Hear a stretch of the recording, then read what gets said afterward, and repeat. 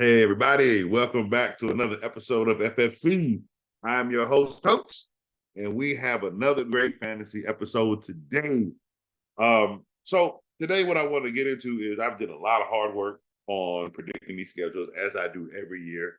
Normally, though, I do this thing on Instagram. If you follow me on Instagram, it's OTF Podcast MIA.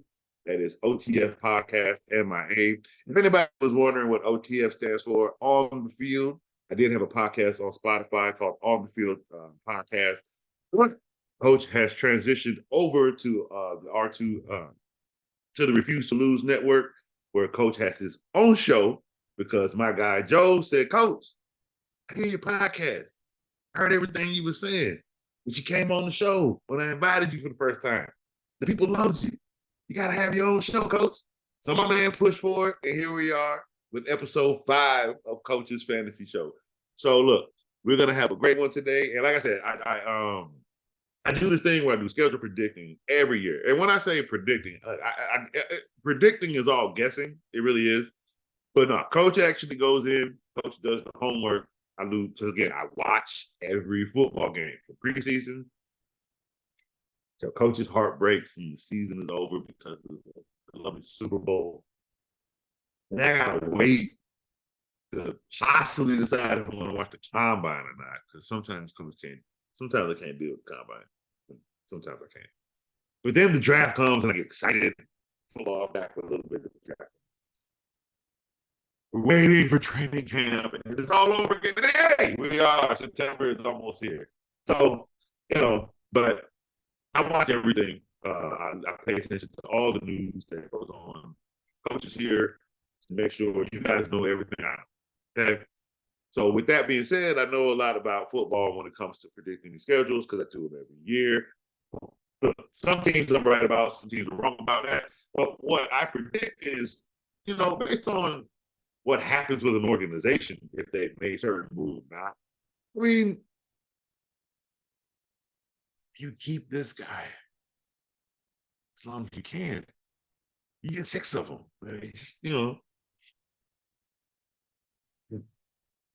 The coffee comes out of that cup.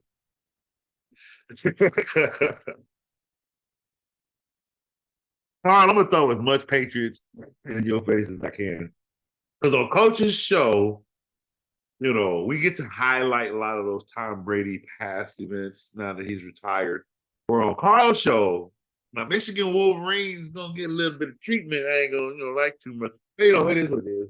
Harbaugh ain't won championships since he's there. That's another discussion. For Carl talking college, okay? Because trust me, when Michigan's topics come up, my man Carl will have Coach on the show. We're gonna have some wonderful debates about Michigan State and Michigan because that game will be coming up soon. And I have Michigan losing. But again, we say that for Carl talking topic, all right? But I like to predict the schedules, and when a coach predicts these schedules, I put in a lot of work. Right? Pull out the pen and paper. Not this year. I actually got smart. Excel spreadsheet. So that way each year now I can kind of just go copy everything, pull over, and change what I need to change, make it a little bit faster. Okay. Because the reason why I'm doing this on the show now, I don't know if I'm going to be able to do the release on my Instagram that I normally do, where I make it all pretty and put a nice picture in the background and lay out the whole schedule and win loss and the records and all that good stuff. But I don't know if I'm gonna have time. Coach is in school and Coach is now working at an awesome place. Shout out to Maxwell's Brothers Cold Pizza. It is an awesome joint out here in South Miami. Yeah, your boy be out here cooking some nice pit fire pizza. You know what I mean? Shout out to the manager, Danny, and shout out to the lead Gus. Them guys are awesome. They taught me. And shout out to my man, Lucas and Steve and Jose and Roberto. These boys taught me Coach how to make pizza. They taught Coach, I ain't spinning the dough yet. You know what I mean? But just stretching dough out. Coach makes some good pizza. You ever in South Miami? Hey, come get some pizza from Coach. And we can talk fantasy. Yeah, we talk fantasy out here in Maxwell. So yeah. Shout out to those guys, but So look, when I predict the season, like I said, when it comes to working and everything and going to school full time, to be a chef, you know what I mean? Do it all. Coach, do it all, people. But I don't have time to actually do the tedious part, unfortunately, and make the whole pretty post on Instagram and stuff like that. So what I will be doing is I'll just go ahead and break down my schedule predictions right here on the show. Make it a little better. You know what I mean? That way, when I talk about the schedule, I can give you guys my reasonings and make, so that way when I'm just posting it, I'm not getting a whole bunch of, you crazy, what you smoking, get off that meth. Oh, Coach, let me tell y'all something. Hey, Coach out here said the Saints were going to win the 9 games last year. Now, I think they won 7. Okay. I'm not a big Coach Allen fan. I'm not a big fan of the Saints coach. Honey Badger was new to the team. The chemistry wasn't there yet. They didn't know where they were at with quarterback. And if you trust Alvin Kamara without Drew Brees, so I didn't really know where their team was. So based on their schedule, I have 5 games. Now, look here. I do it before the season comes out. I don't just make this crap up during the middle of the season, okay? I do it long before the season come out. I don't post them on Instagram until I want to say the 3rd week of preseason, because pretty much we know what's about to happen with these teams from here on out. Everybody's been cut. Who's going to be cut? That last preseason game is just to have, I guess warm up. I don't know. It's a way to make going.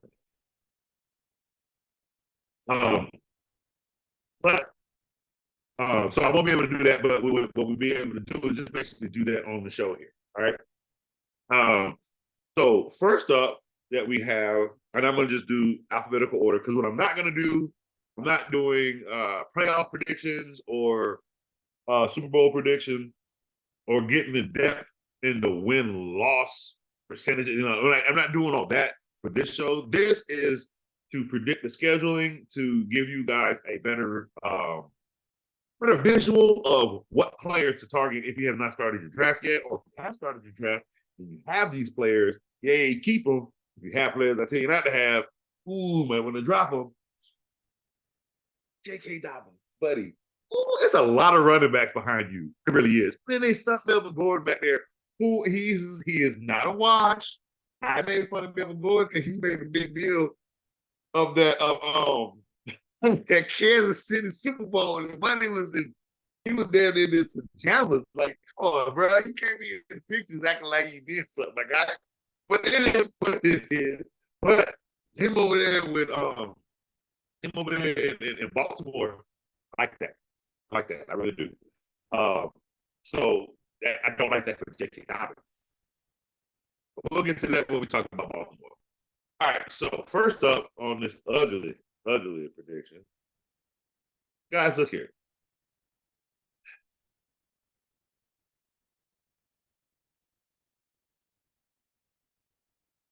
I gotta be nice. I gotta come for them.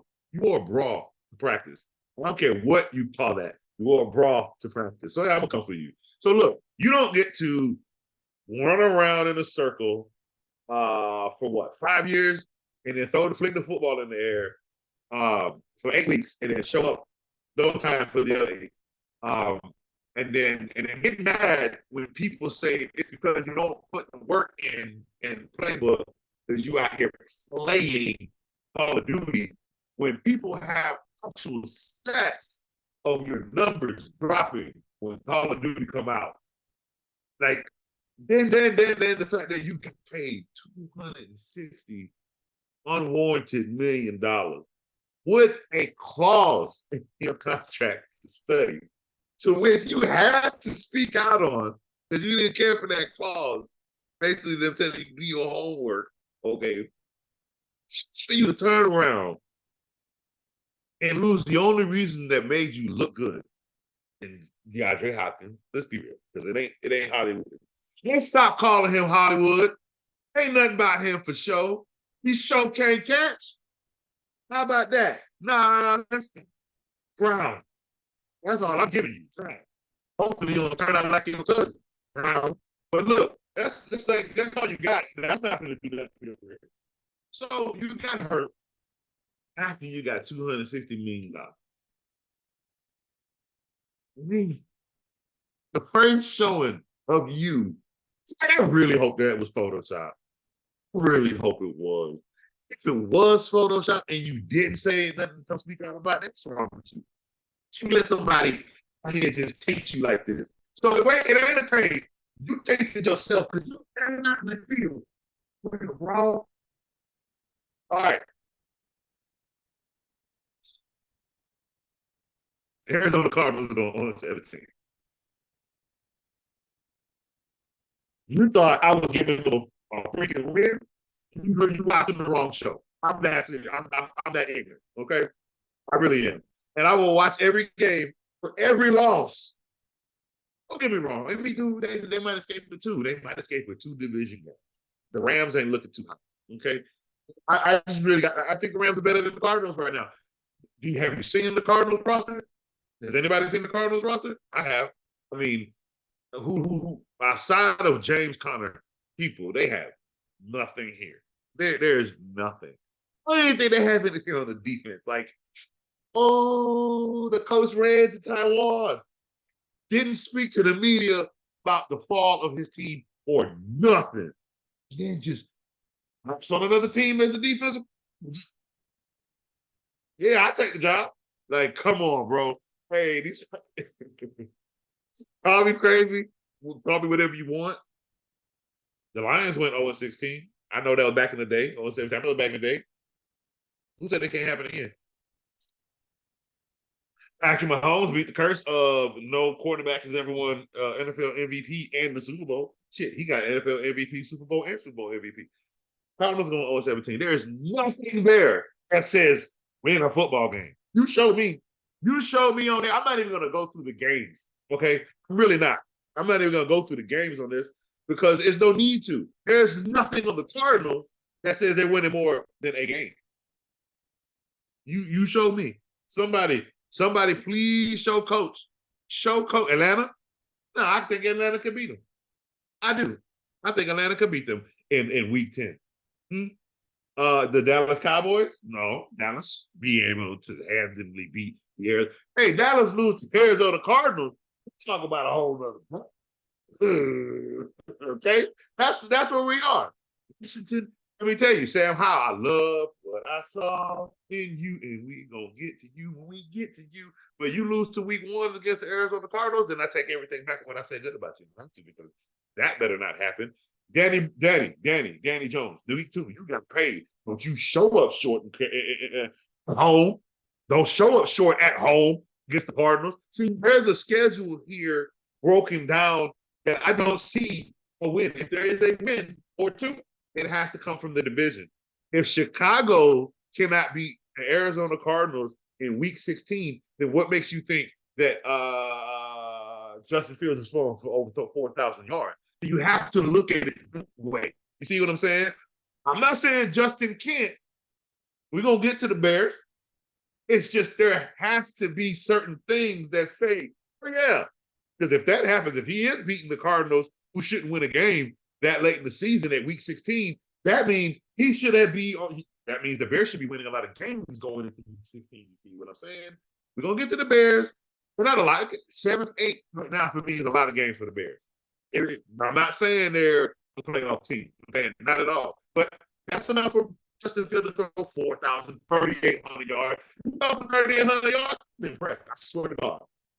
I swear to God, I'm impressed. Why? Because that's the Lamar Jackson numbers. That's tier 2 quarterback number. Okay? Period.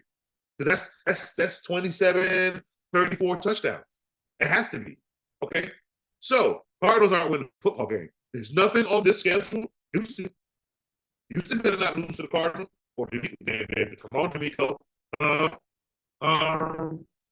You see how I'm tagging different people? Hey, look, there's the schedule is broken down for a reason. I don't read through the line. I read in between. I see the story. This is over 17 team. Sorry. 2 wins best. This is a first round draft pick, number 1 pick team. If they have it. Okay? Because there's nothing there. And they will draft a quarterback. If the backup, give me a second. If the rookie, oh yeah, buddy. Clayton Tune don't take over. Okay? Because Kyler might not make it through the season. So Clayton Tune take over, but it look that good. Yeah, I'm wrong.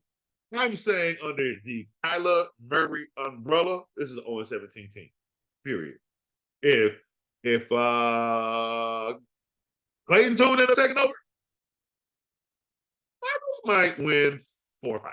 Why? Because it'll be late in the season, and that means there's some certain. That means the Bears might lose that week 16 if they're playing against a Clayton Tune that can make it look good. That's if Clayton Tune is that guy. I don't know Clayton Tune like that, so don't let coach sit here and tell you, ooh, Clayton Tune. No. That's not what I'm saying. I'm telling you the Cardinals 0-17 under the Kyler Murray umbrella. I don't know what Clayton Tune is. I'm just saying if more wins come, it ain't gonna be from him. It'll be from Clayton Tune. That's what I'm saying. Okay, so this is not. Hey, these Arizona Cardinals are not winning the football game, guys. I'm sorry. I really am. I don't see a game. Again, division, maybe Houston, maybe Chicago. But yeah, it's just it ain't looking too good, guys. If you're a Cardinals fan, I'm sorry. You overpaid for your quarterback, I tell you that much. Give me 1 second. I'll put up the Atlanta Falcons roster because that is who we are on next. All right. So Atlanta Falcons, I have going 5-12. All right. Look, I really hope this Bijan Robinson hype don't have you guys think Atlanta Falcons about to come out here and win the division. No. Let's make one thing very, very clear. You can still put 30 points on the Atlanta Falcons. It's not like their defense has changed anything. It's not like we've jumped to a top 10 defense of the Atlanta Falcons. Come on, let's be real. Their schedule is tough, and they are playing a lot of big teams that should have bigger wins. Now, out of these 5 games, they could squeeze 3 games. I think they can squeeze 3 more games, make it 8. All right. But again, here we got the Bears, week 17. You should be beating Atlanta. Again, Bears, that should give it. You see how I'm going with certain things when it comes to how a player should reach that thing based on what their schedule says. That's where I'm going with when I'm talking about players on the team and what they should do in fantasy. Again,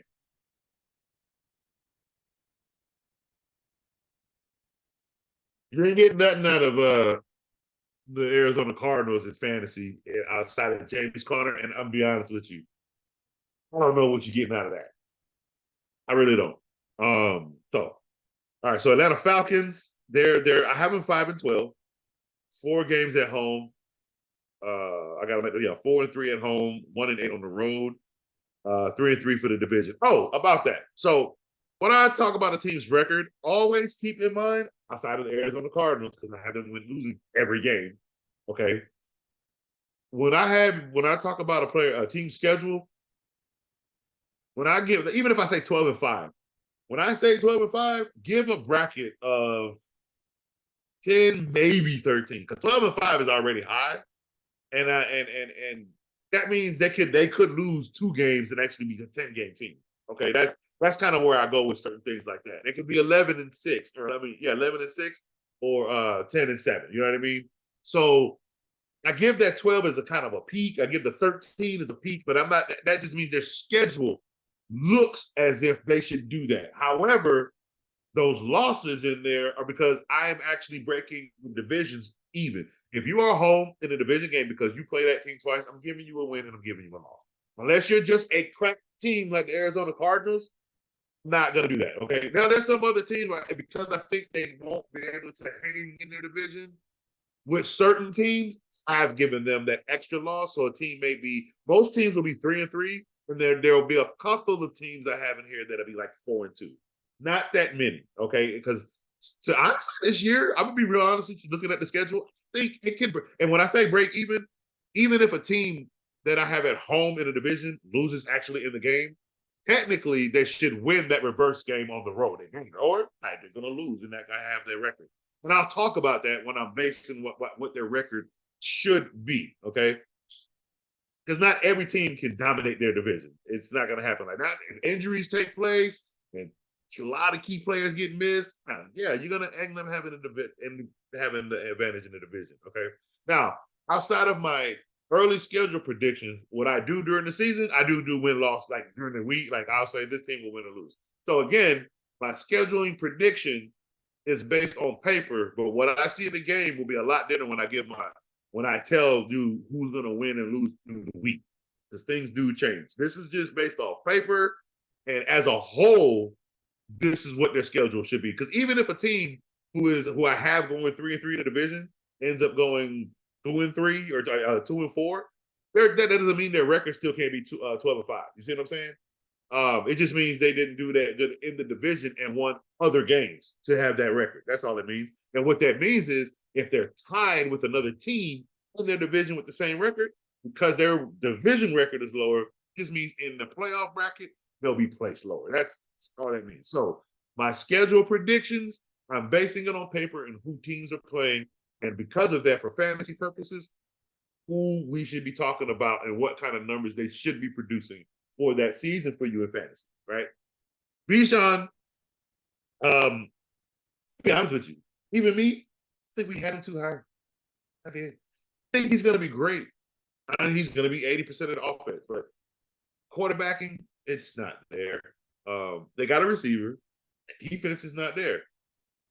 He's going to be a big part of the offense, but they play a lot of big teams. And again, 8 max, which is good for Bijan because that gives Bijan, I think, possibly 1,600 yards on the season. However, 5 games, that gives Bijan 1,100 to 13. Why?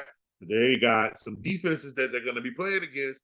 If this is the DeMeco Ryans defense everybody's saying we're going to see, saw a little bit of flashes. I saw how they were able to bleed out Miami's interior. That's a DeMeco Ryans thing. So saw that. Now that's something that's developed in the season, and Houston at week 5 playing against the Atlanta Falcons, they should beat the Atlanta Falcons if that's the DeMeco Ryans defense we're going to see, and if the offense is going to be better than what I saw preseason. So that's a good defense that they're going to end up playing. That Jacksonville Jaguars defense. If Detroit isn't the fluke, I'm kind of thinking they are, but I'm hoping I'm wrong, then they should be losing that game in week 3. Okay, so that, and then if it worked, Tampa Bay. So let's go ahead. Let's go ahead and give. Oh no. See, I got Tampa Bay losing. I got them losing to Tampa Bay. It's a division game. So, and they may not. Again, they may win that game because for some reason I don't see Atlanta going on a 1, 2, 3, 4, 5, 6, 7. Maybe I have them on a 7-game losing streak. It kind of could because that division game is away. I do have them winning the other division game against Tampa Bay at home. But unfortunately, this one away is in week 7, and it's in between the Titans defense, the Vikings defense, the Commanders defense at 6. Again, they got to play the Houston at 5.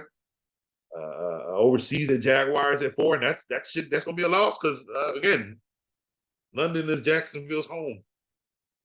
So it's going to be a rough season for Atlanta. I don't really see what everybody else is saying. I think Bijan is a good running back. I do, but we might end up seeing same thing we saw. Same thing we see with every rookie running back on a bad team. I don't know.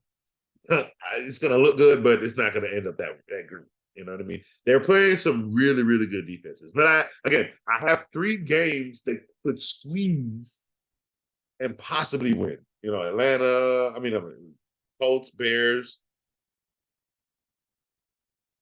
and maybe Houston or Detroit. Like, you see what I'm saying? Maybe. It's going to be, I don't know. It's going to be rough. It's going to be rough for Atlanta.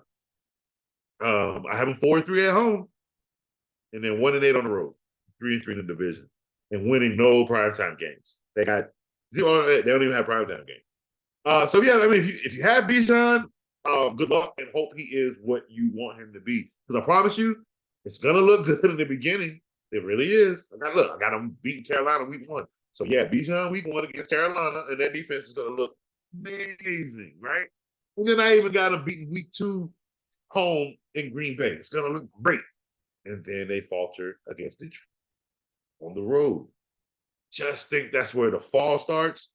And I think, I still think Bijan should put up good numbers. Maybe garbage time. Now he'll save some fantasy levels. Like he'll give him a heart attack, and then say, but against Jacksonville, that's where it's gonna fall. Yeah, he gonna get stopped at Jacksonville. I think he'll still score, but you guys are gonna see like, oh, that's where that number starts to drop. Then it's that Houston defense, and it's that Washington Commanders defense. Then it's that Todd Bowles defense, but it's on the road in Tampa Bay. So I think Bijan will be okay. I still think this is where Atlanta loses for record wise. But he will come up short in Tennessee against that defense. And the Vikings, he might do okay. It's at home, so he might do okay, right? But I don't know. It's gonna be a rough season for Atlanta. And again, if they win only 5-6 games, Bijan will have 11 to 1,300 yards on the season, maybe 6-7 touchdowns. If they have 8 wins, he could possibly have 16. All right. Next up, we have Baltimore. Carl, you're gonna like this one, buddy. You're gonna like this one. Yeah, I'm gonna be really with you. I'm gonna be really with you. I like that. I don't know where I came from, but really. Baltimore Ravens. I'm going 12-5. Okay, 12-5. Their schedule. I'm sorry, hard. It's not hard at all. And I'm not saying like it's a simple record. No, what I mean is whoever gave Baltimore this schedule. Thank you so much. Because look, I'll be real. If Lamar that guy, if he's that guy, looking at the schedule, right?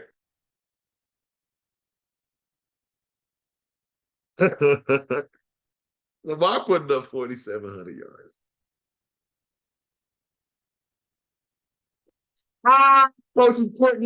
Coaches own it, baby.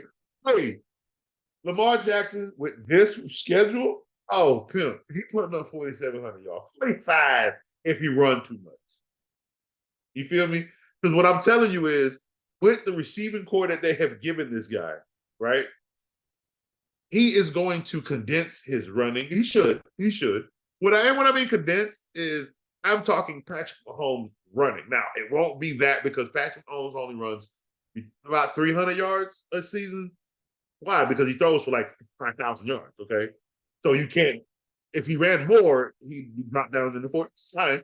But what I'm saying, I think Pat is where his numbers are, and that is he's for 5,000 yards passing, and he runs it within the 300, 350 realm, 380 realm of rushing, okay? What I'm saying for Lamar, he's going to drop his rushing from 7 to 5, which will bring his passing from 33 to about 30. I'm going to say 47, 45. I'm jumping up that damn high. Yes, I am. The schedule, it's screaming for him to throw the ball. I'm sorry. And if you look at that running back core, it is not meant for them to run like they used to. Nah, Harbaugh, hey, his name give me tongue twist when I got dry mouth. Coach see, people think I don't know if people think coach don't know how to pass or don't know how to, if they don't know, if Baltimore don't know how to design passing, the pass, that's not their issue. It's never been their issue. Injuries have been their issue. Like, they lose people. They got them and then they get hurt. Look, Bateman was supposed to be him. I promise you he was. I'm taking you back to the game where he showed you. You had Brown on one end, you had Bateman on the other. Brown was 4 for 8 for 45 yards and 0 touchdowns.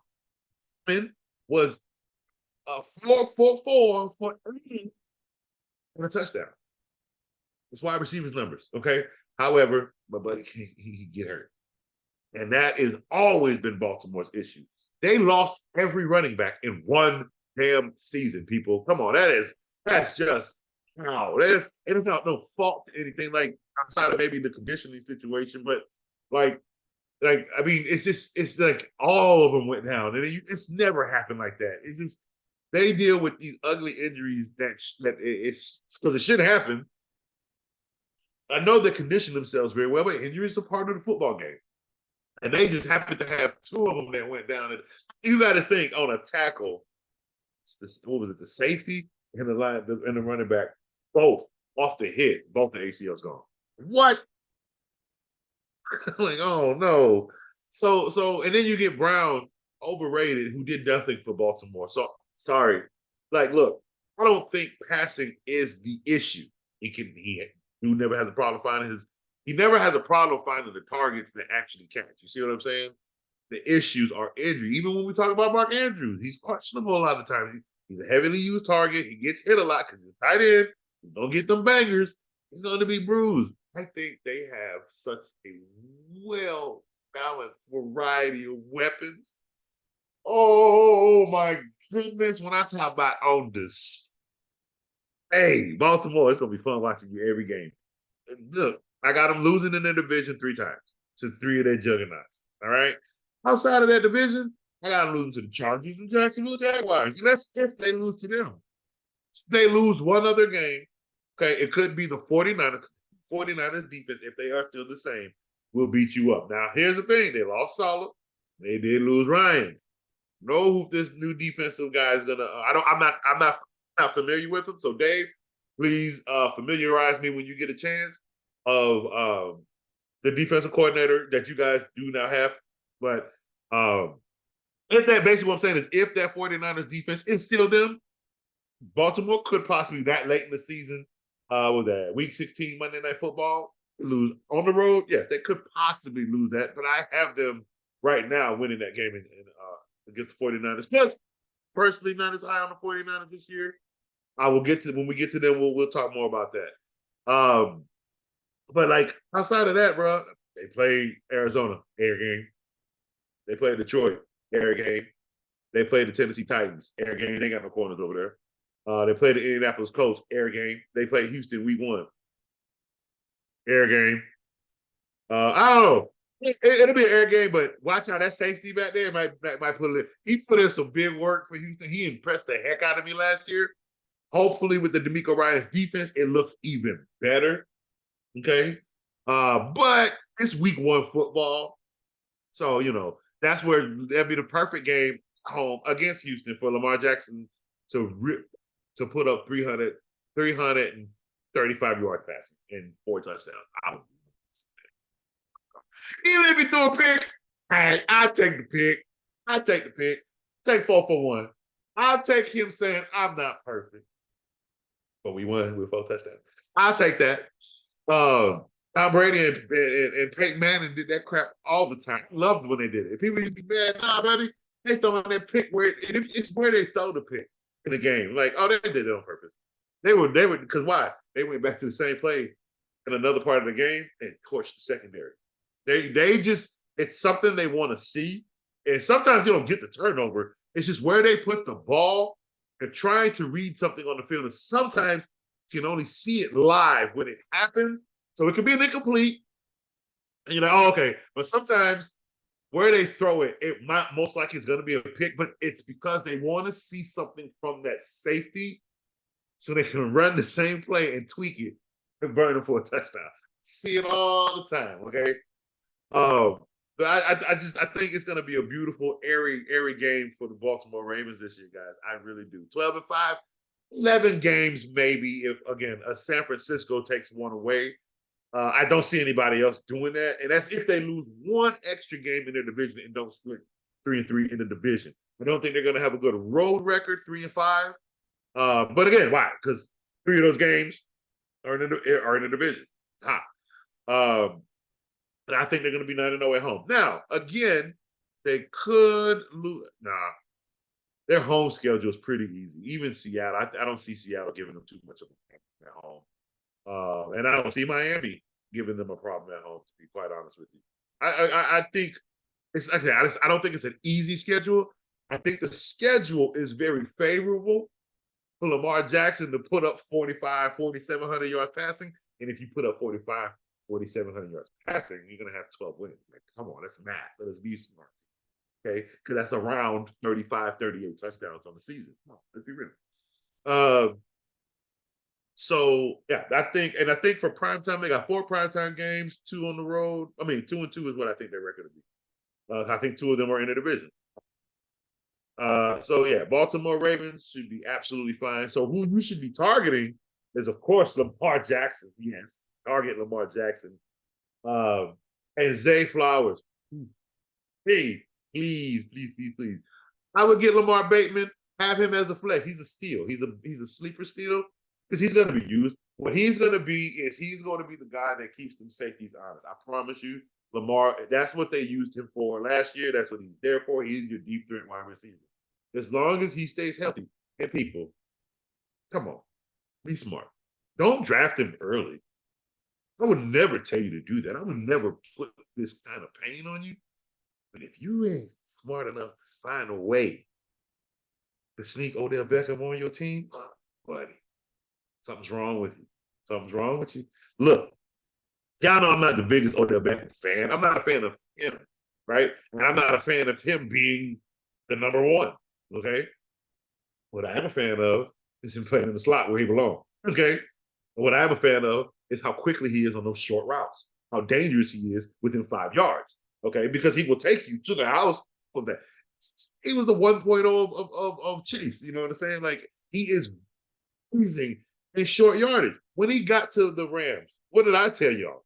Oh, buddy about to average 5 to 7 catches a game. And what happened when he got there? Josie, you called me, you said, man, I think it was me and Dave or me and Carl, I don't know, we scared him. It's simple. Like, with the numbers Robinson wasn't getting, and you bring in Odell in short yardage, that's exactly what Matthew Stafford needed. And it's exactly what he did. But what did I tell you? Don't let that ball go deep and go get picked out. And every single time y'all tried to send Odell to the house, interception. Because them legs ain't there no more, pimp. And that arm for Stafford ain't there to be throwing Odell the ball like that. No. But the problem with Odell, let's be honest, coach is not going to sit here and set you up for 50. He is great in them short yardages, but that's what be tearing his legs up. So I'm saying find a way to get him on your team. Don't draft him early. Have him there if need be, okay? But yes, Odell should be on your team. I feel like Odell with Lamar Jackson is going to be similar to Antonio Brown with Tom Brady when he first got to Tampa Bay. Hell, even when he first got to New England in that one game, when he went straight to him. Because that connection of the, it's going to be easily used on third down. I'm telling you, for flex purposes, he may not get in the end zone, but Odell Beckham is easily going to get you 11 to 15 points because he's going to have at least 4 to 5 catches a game. And he's going to average at least 65 to 75 yards. 7, 8, 9, 10. And if you get another catch, 11. 3 to 4. See what I'm saying? Excuse me. So, and if he gets to the touchdown, it's 17. It's easy. 17, 18. You see what I'm saying? So, for the flex, it's easy 10, 11 points to have Odell Beckham on your bench. Easy. And if somebody wants him, yeah, what you got for me? You see what I'm saying? Having Odell Beckham is very valuable late. Okay. If you let him fall to the waiver and you just grab something, all right, and drop it. Yeah. I'm saying don't let Odell ride the waiver wire. That'd be stupid. Don't let him do that. Somebody needs to have Odell on their team.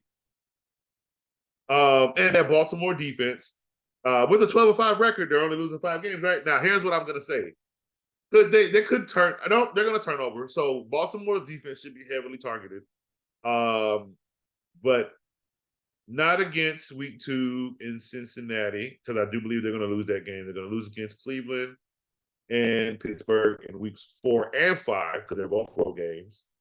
They're going to lose to the Chargers week 5 and they're going to lose to Jacksonville week 15. And with losses, meaning you're going to get scored on. Like, don't have a defense with predicted losses because that means you're going to cough up points, right? It's not like it's going to be, unless it's an ugly loss like 6-3, yeah, it's different. But still, you gave up 6-3, so your points are going to drop a little bit, but it's not going to be But no, those games, you only want to target the defense when you know they're going to win for one, and you know that they can win because of the defense. What I'm telling you is Baltimore's going to win a lot of their games because they're going to go to the air through Lamar Jackson. So look and pay attention to what games to have Baltimore and look to see when you don't want them on your team. You know what I mean? Like, they're not a defense you want to keep all season. I can tell you that. You know, and that's because I do think a lot of their wins are going to come from Lamar and the offense. So the defense is going to play to protect. You see what I'm saying? Like, not allow the other team to score. Will they get antsy in games and get turnovers? This Baltimore, people. But this is a defense that can hold you, period, and just make you punt all game. Okay? So be weary of that, because if you're punting all game, that defense is not going to get any points. And the most you're going to get out of Baltimore by the week is 10 if nobody scores on them. Even if 3 points are scored, dropping to 8. You see? So I'm just saying, know when to have Baltimore's defense. And with a 12-5 record, with it being predicted that the offense will win most of these games, Baltimore's defense will be good in a few. Just know, if you're a waiver wire guy, know when to pick. Like Anderson, they're playing against Cardinals, yeah, go get them. Yeah, week 8, yeah, you might want Baltimore's defense, okay? Against the Rams in week 14, you want Baltimore's defense. Let's see here. Against Indianapolis Colts week 3, you want Baltimore's defense. Against week 1 in Houston, you want Baltimore's defense, okay? Those are the weeks that I say have Baltimore's defense. Outside of that, I wouldn't do it, because I think other teams in that will, the other ones that I haven't mentioned, will score points on them, and you will be mad having that defense on, because you'll lose your fantasy game by 5 points. Why? Because you didn't switch out your defense. And people like to blame the flex. Nah, you only got 5, you only got 3 points on defense, and you gonna blame the 8-point flex, and you only got 3 on D, bro. Come on. At least he got more than 5. Come on.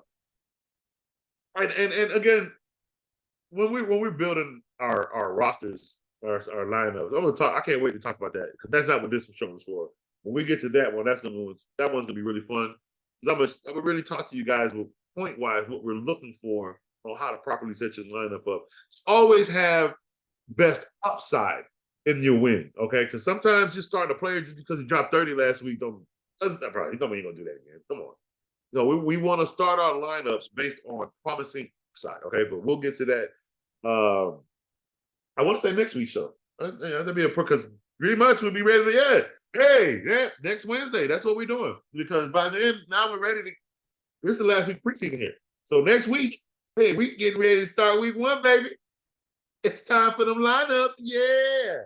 Hey, and everybody, I would like to put this out. Please stay tuned for this Saturday. Coach is going live again, and we are going to have a great show. We are going to have a mock draft panel show. It is going to be awesome. I got some great guys coming on live that are going to come in and do the show with me. And we're going to basically talk mock drafts. We're going to talk strategy. So again, that's why we're not doing a lot of that on this show here, because we got some great episodes coming up for you guys coming up here soon in the next 2 weeks, all right? Fantasy football's getting ready to start. You thought coaches got to get born just because of the rank? Come on, guys, we do football here. I ain't never bored. Come on. This coach. I'm staying alive, baby. Let's go. No yawn. Oh, I got a story about that little line, but we'll get to that another time. All right, so again, Baltimore Ravens, Carl, 12-5, baby. 11-6. If those San Francisco 49ers are the truth, okay? Are the truth. We're going to get to them. Hey, don't kill me. Don't kill me. Wait till I get to the 49ers. All right. So we did the Baltimore Ravens. All right, next up we got the Buffalo Bills. All right, so Buffalo. That's my problem with Buffalo. They'll be 10-7, but that's what they are. Like, tell me what you see. You want Coach to tell you what I see? In fantasy football, I believe Josh Allen is gone. I do. I'm sorry, because outside of Patrick Mahomes, who puts up better numbers? Who does? Please tell me who. Hell, I had both. Last year I had Allen in one league, Lamar in one league, and Herbert in one league. And guess who shines? Josh Allen. Even with his turnovers in games, he shines. Now, here's my problem with Josh Allen. In real life, it's not fantasy football. In real life, you are an overpaid quarterback that had a great game in the playoffs against the god of football, Patrick Mahomes. You had a great game. See, you lost that game. He won the Super Bowl. He got paid, and somehow they felt you were worth $280-something million. Now, I know they gave you that money because they said, oh, that's because in the next 2 years here, he's going to win us a Super Bowl. Well, guess what? We ain't in them 2 years no more. That's gone. And you've lost in the playoffs every time. Joe Burrow has gone farther. I don't even think the Bills have. Alan, have you even been? He got put out of AFC. Yeah. Because that's how Mahomes got there. And then he got put out of second round because that's how Burrow got a little further. I don't know, man. I don't know. And I see Diggs staring at you with that face. But, let's be real. It's not like you can count on Stephon Diggs, your guy in the cold weather, Oh, yeah. Much come for everybody, people. Tell you, I pay attention to things when I see things. Okay, maybe growing up my entire life. I'm 39, right? I think I spent too much time in my life watching and reading too much Batman, right? So it's in the football, I'm a detective. What am I like? I detect anything. I look at it. But especially on that football field, I see it. And when I see it, can't unsee it. You feel me? I love when the season starts. And I love how he get in his feelings about what's said about him the year prior. I love how he shines. And Stephon Diggs makes it look so good. Then they get cold. And then them numbers don't look like they don't look like September. They don't look like August. You know what I mean? They look real weak. Bro, like, I don't know if y'all see it or not. Maybe coach is maybe I'm over exaggerating. Maybe somebody can go look. Maybe I'm just wrong. Maybe I didn't do the work. Last time I checked, every cold game I done seen this man and he don't show up. And I'm not even talking about that one freaking cold game where nobody scored anything and Patriots won with Mac Jones, right? I'm not talking about that. I already had Patriots winning that game. I think I had Bills winning that game, and I couldn't believe they lost, actually. I'm not talking about that. I'm talking about Stephon Diggs, even with the Vikings. Okay, I'm talking about even they don't get me wrong. They were or they were the open season. I can't remember, but I know when it got cold. I'm talking about Stephon Diggs as a career wide receiver, not Stephon Diggs as a Buffalo Bill. So I need y'all to know how long Coach been watching this. Okay, and boy can't play in the cold, bro. I'm sorry. I haven't seen it yet. You showed me where. You showed me. So I get it. He can give them looks at Josh Allen all he won't. It ain't like Diggs show up himself. Now, back to Josh Allen. No, we done with Josh Allen. No, back to Josh Allen. Sorry about that. And he to me, he's just, I think he's a fantasy god, but in regular season, if you paid him all that money to win a Super Bowl, you're not winning a Super Bowl. If you paid him all that money because he has good numbers, then you actually paid what you got. But if you paid him all that money because you said Josh Allen was taking y'all to a Super Bowl, ooh, it better be this year. It better be, because it was supposed to be last year. And it didn't happen. And then it was supposed to be the year that y'all did not have him back. And it was so ugly when y'all lost the first game, and then it didn't look good after that. But y'all somehow got into the playoffs and then lost. Like, if it's looking like that this year, I mean, with a 10-7 record, then it's in that division, it's playoff-ish. But I see you getting put out again, bro. by the Jets, by Baltimore, by Pittsburgh, by the Dolphins if they mess around squeezing in, like the Chargers if you got to deal with them. Like, bro, like look, people moved over to the AFC. So no, Josh, I don't see you winning a Super Bowl. So for me, you don't pay quarterback, but fantasy purposes, you are gold. So what I'm saying is, for these 10 wins and 7 losses, Josh Allen is the number 3 quarterback. That's why I make him the number 3 quarterback, because they didn't have enough wins on the record this year for me to put him over Jalen Hurts. We'll get to Jalen Hurts when we get down there to the Phillies. But with a 10-7 record, Josh Allen is your 3rd quarterback. So yeah, he should be drafted in the 2nd round. He should be on your team as your starting quarterback. He's putting up 33 points about a game. Who you should not have. I'm not really high on Gabriel Davis. He might show up this year. I wouldn't waste my draft capital on him. Let somebody else deal with that headache. Why? If you had him for the last 2 years, you've dealt with too much of a headache and not being able to drop him because you drafted him in the 3rd, 4th round too high. And now you stuck with this receiver who ain't either is on the field and not doing it, or sporadic. It's not what you wanted when you drafted him. And if you want to deal with that headache again, by all means, take him. But I wouldn't bother with it. The running back situation there, I still think I wouldn't deal with a running back with Baltimore until after week 4, when we really see what the numbers are and who's leading the backfield. Meaning, I think they're going to use multiple backs, but if you're looking for who's the one to have, you're going to have to win. Again, one back will come out in week 1, you're going to want him, and then you're going to get him. In week 2 come, and Josh Allen got more rushing yards than him, and then the other running back got more touchdowns. And now you sit here with 5 points. Because just because he had 25 last week and you didn't have him and you want him now. Don't be greedy. Please don't get greedy with no Buffalo Bills running back. Okay, it will work itself out after week 4. That headache iron itself out. As part of the Buffalo Bills defense, yeah, I get them. They have a lot of games that they can win, and their defense will show up.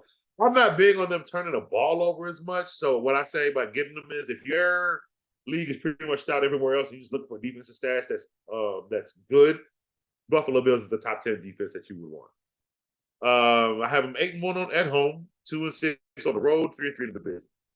5 primetime games, and I think they will have the most wins, because I have them at 4-1 in primetime. But their primetime games are fair. Yeah, I got them as a 10-7 record, with Josh Allen putting up still big top 3 fantasy football quarterback numbers. I do believe that. Barring injury, he should put up big numbers. Barring the Madden curse, he should put up big numbers. So yeah, 10-7 is the Buffalo. All right, Carolina Panthers. Let's see here. Carolina, they had a quarterback. Not big on the running backs. Not big on the receivers. I'm not big on their team as a whole in fantasy, so I wouldn't touch any of them.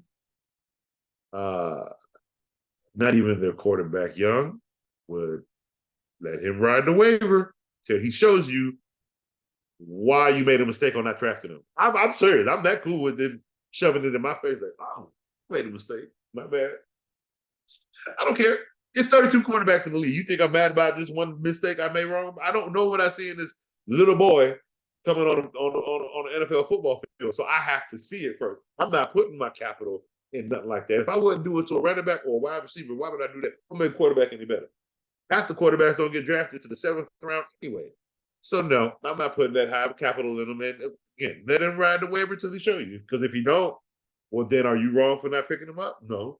Unless you play in a super flex league with 2 quarterbacks, no defensive kickers, which is pretty much what the new norm is looking like. You don't need them on your team. There's 32 quarterbacks in even in a 16-man league. You don't need them on your team. All right? They're not winning anymore with 4 games, with 3 of them coming out of their division. So no, I'm not big on Carolina Panthers this year. It's just a lot of newness. There's nothing wrong with their team.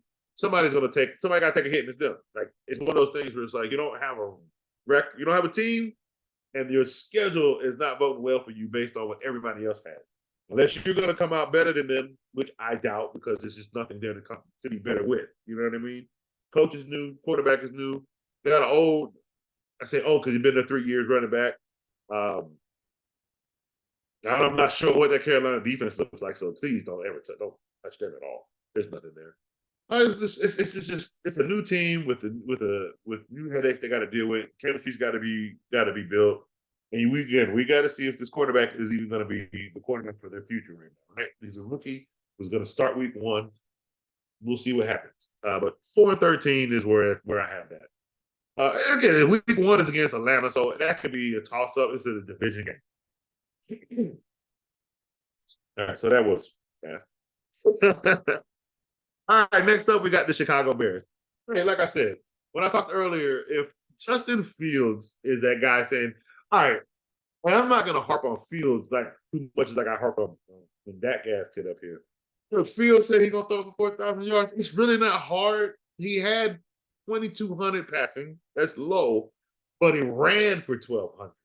That's high for a quarterback. You condense them rushing yards. Well, let's think about it. He had 22 rushing yards, right? 2,200 passing yards. Take 1,000 rushing yards away and let him throw. He has 32. Come on, he's not far off from saying he can throw for 4,000. What that means is you take that 1,000 away from rushing. Now you have to add improvement, like add your experience, add your talent to put you over in the passing. Justin, it's not that far-fetched for them to do that. Because here's the thing. If Justin Fields is throwing 4,000 yards, I have him at 7-10, not throwing 4,000 yards. So that means they're 3 games shy of him actually doing that. Meaning, what, 10 wins? That's not far off. And they could, because here, with a 7-10 record, they have a tough schedule. And I got them winning 7 games out of this tough schedule. Like, their division alone is 3-3. You have Detroit, Packers, and the Vikings. And I think they can beat the Vikings at home. I think they can split with the Vikings. Let me say it that way, because the home is automatic from the way it being automatic. I think they can split with Minnesota Vikings. The Bears split with Minnesota Vikings. That's pretty dangerous, people, which means there's a game like maybe Washington. I have Washington beating them, but that's a game they could turn into a win on the road. Why? Because I have their road record at 1-8. So that's where that win will have to come from. They have 6-2. Can the more wins come to make them above 7 wins? They have to come from the 1-8 record of on the road. So that's Washington, right? They're not beating Denver at home. It has to come from Washington. It has to come from the Raiders. I have the Raiders winning at home. Winning on the road. I guess if they beat the Raiders at home, that could be another. It just be they be 7-1 at home. It could happen. I guess I'm not seeing that many home wins over 6. They have 6-2 at home, and I'm not seeing that many more over 6. I guess that's where I'm seeing it that way. So New Orleans is another win on the road they could possibly win. Don't see them beating the Chargers. So again, maybe 1 extra win at home and 2 more on the road gives them 10. But even if not, if they split 1 home and 1 road, that puts them at 9. That's still in the playoffs, especially in that division. It's not bad. But again, what needs to come from that? Yeah, 4,000 yards has to happen. So that's not far off to happen. You just won't be that kind of runner that has been securing certain parts of your game. So see what happens. We'll see. But right now, with the legs of him, I have him winning, going 7-10. But again, fantasy purposes, I have Justin Fields. Thought about it hard. And again, my beef has never truly been with Justin Fields. It's been with what they've done with him, with who's been coached. What I saw last year was a coach using the quarterback the best he could in the situations that he could based on what he had. And hopefully he can revamp that in his image this year. You see what I'm saying? Because they weren't too far off from being a lot better. They didn't look sloppy like the year before, I tell you that, okay? They looked a lot better. So hopefully that transitions more, and it can be transitioned into more than 7 wins. But right now in their division, we'll have them at 7-10. But Justin Fields, I think is a great asset to your team if you just start a quarterback for fantasy. Daryl Mooney is going to be a big pickup if you have him. So good job. And Moore. Is it DJ Moore? I believe so. I gotta look up again. But yeah, having him now, who you should not have, don't touch Claypool. That guess what? He had a hamstring injury. Bye. What do I tell you people about hamstrings? One step, go. It ain't too far from that wide receiver going. If you think Hopkins is doing big things in Tennessee, he will for a little bit until that hamstring go again. He's gonna be out. He's gonna miss time this year, guys. I'm sorry. Them hamstrings last once they go. That's the nature of the body. Like there's nothing you can do about that. They'll heal, yes, enough for you to play again before it goes out again. Okay. So again, that's why Hopkins is not a top 3-round pick. Like you get him 6th, 7th round right now. Sorry. But don't touch Claypool. He's already not a draft. He's not a high enough for you to touch it. I'm sorry. With that hamstring going, again, he's gonna make it look good. Don't get me wrong. And if you want him, don't draft him. Get him off the waiver wire. But do not waste draft capital on Chase Claypool. Don't do that to yourself. And no need for the Bears defense. Bears kicker. Yes. Bears kicker. Oh, I'm so sorry. I'm so sorry. Yes, Carl, let me go back because I'm pretty sure you ate me up. If you ain't got that tucking leg, baby, you wrong. Now, I'll be, hey, I know I tell you guys to get kickers late. Justin Tucker is worth a round. He's worth a draft pick. I tell you, yes, he is. Justin Tucker is worth a beautiful draft. And I think he's the only kicker. I know there's some great other kickers there, but my guy kicks these 60s like he sleeps with them. So you he has success.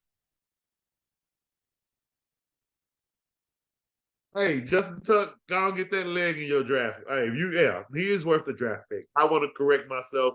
Everybody else can wait. Justin Tuck is worth that pick. All right. I would say if you're gonna get a kicker like Justin Tuck, hey, you might have to. Hey, you might have to go up round 5 or 6, man, like to get a Justin Tuck. I'm sorry, he's that good. If you want him, if not, if you let him fall, somebody gonna take him. Right? And then whoever aches him, that roster, I bet you that roster is ooh-wee. Oh man. All right. So yeah, Chicago Bears 7-10. But with a 7-10 record, I still think their fantasy value is really, really good. Not great, but really, really good. If you have any of the players that I mentioned from the Chicago Bears, you're gonna be good. You're gonna be good and happy with what they produce. Because even if they lose, they're still gonna put up again. It's hard to see the 4,000 yards only because the Bears, it's not like the Bears put up big numbers every year. Now, if this is the new age Bears, if something is changing from what I'm normally seeing, I can get that. So then I can get behind the 4,000. But if they're still the Bears of old, Bears really put up like 19, 21 points on average, no, those 4,000 yards are coming from nowhere because you're not putting up enough points in a game for those yards to come. You see what I'm saying? So, and again, with seven wins right now, from what I see, with a tough schedule, it's hard, but it can happen as well. So that means those certain teams have to lose for them to have that 4,000 and get to the playoffs and all that. But regardless, without it, he's still a great fantasy asset. All right, Cincinnati Bengals. So I will tell you something, Coach. The coach sees it. I can't unsee it. And I don't care what they say. You keeping Joe Burrow out this long over a calf injury, guys? Oh, really?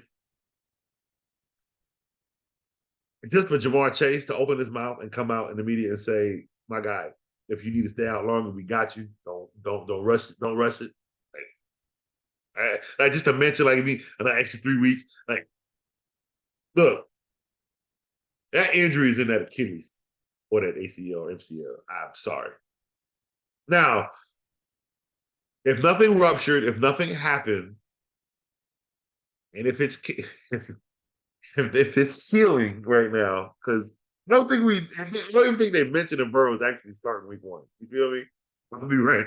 I don't know if that's come out. Okay, so I'm weary. I'm weary of Joe Burrow.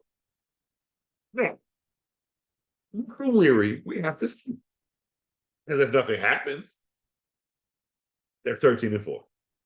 Period.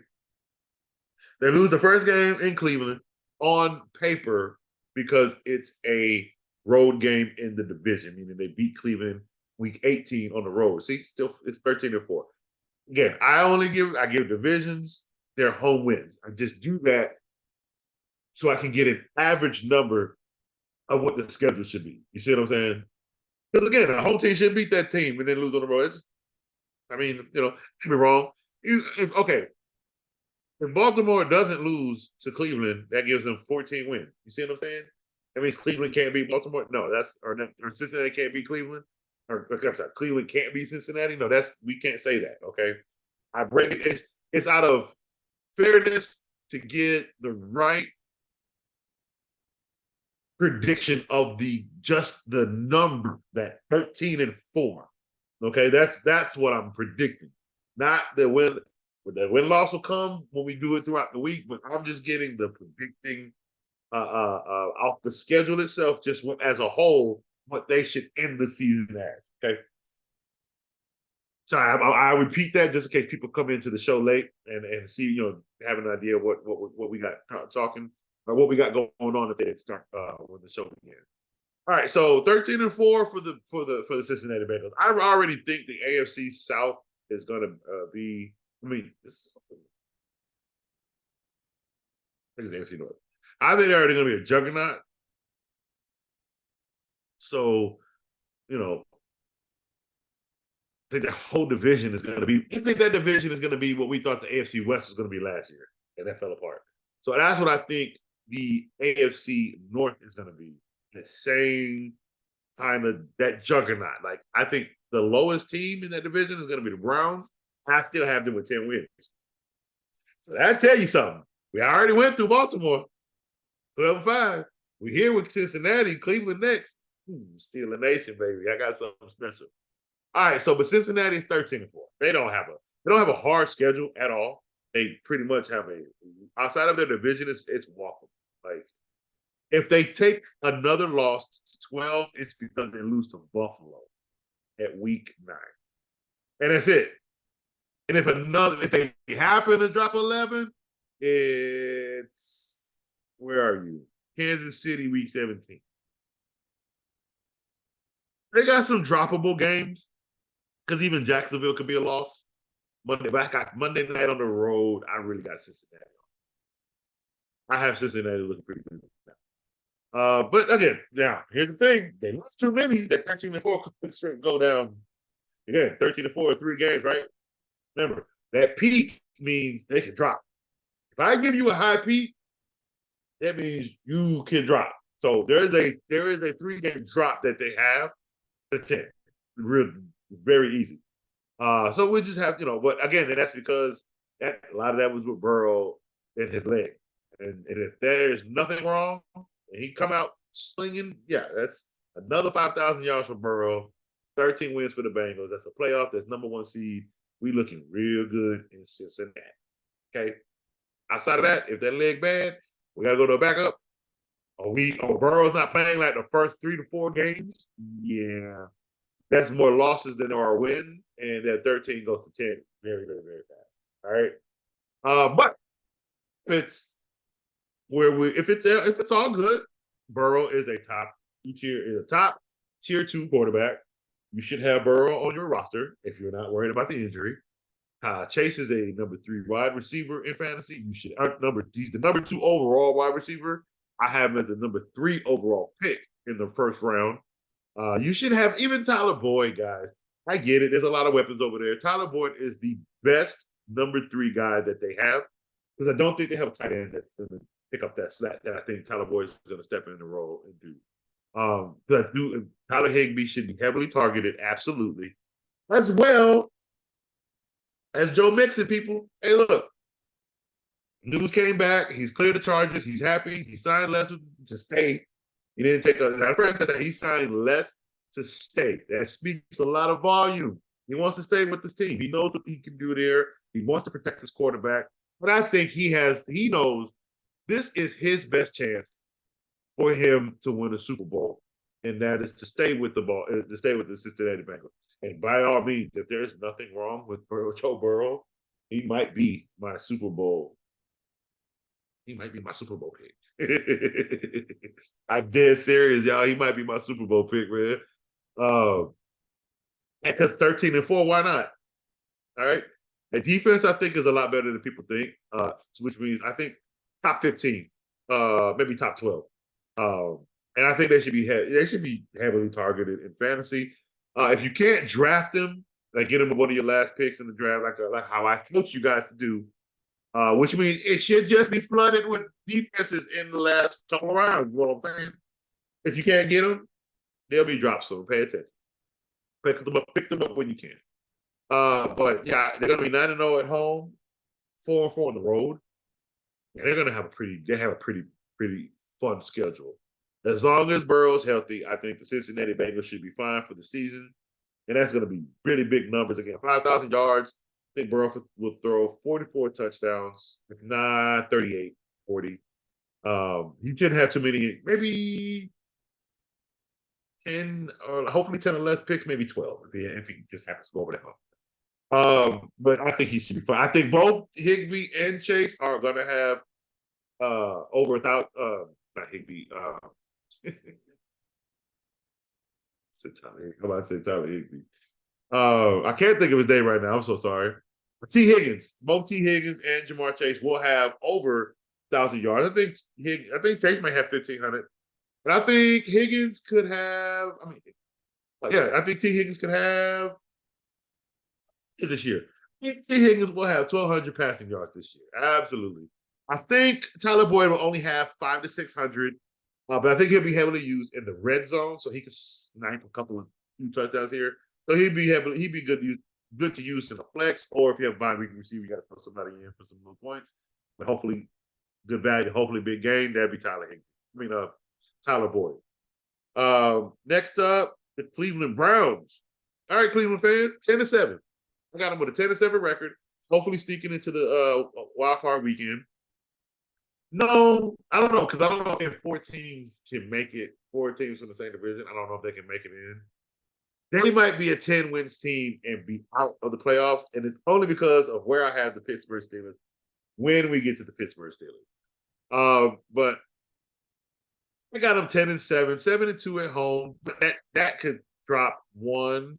And 10-7, I think they could drop 2 games because I haven't been in San Francisco week 6 at home. But San Francisco could steal that game.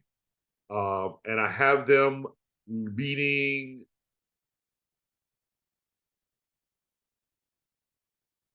steal the game.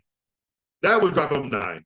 I think they should win every other game, even Houston on the road. So if they happen to lose a game to drop them from that 10, it'll only be San Francisco. Again, there are some yeah. Again, I have San Francisco losing certain games. Trust me, Dave. I got them losing. But again, this was prior to not knowing who the quarterback is. Purdy's that guy. Purdy come out looking like he is. Trust me, I'm making some changes. Probably after seeing some Lord, possibly can be some changes made to their schedule. But again, a lot of that will come. No, there won't be any changes. I'll just be wrong about the ones I said I had losses to. That'd be it. No, trust me, I will.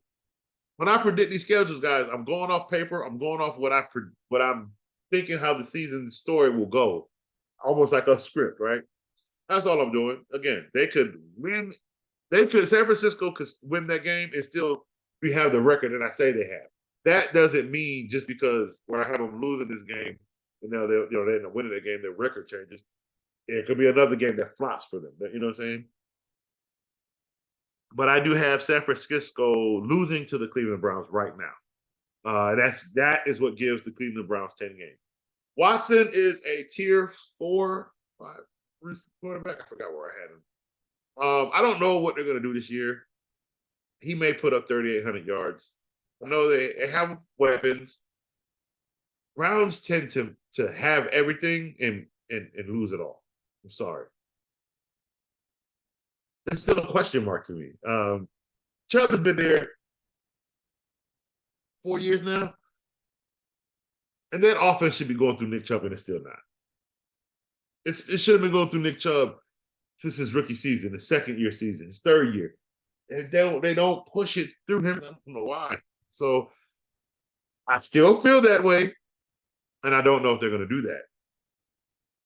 But they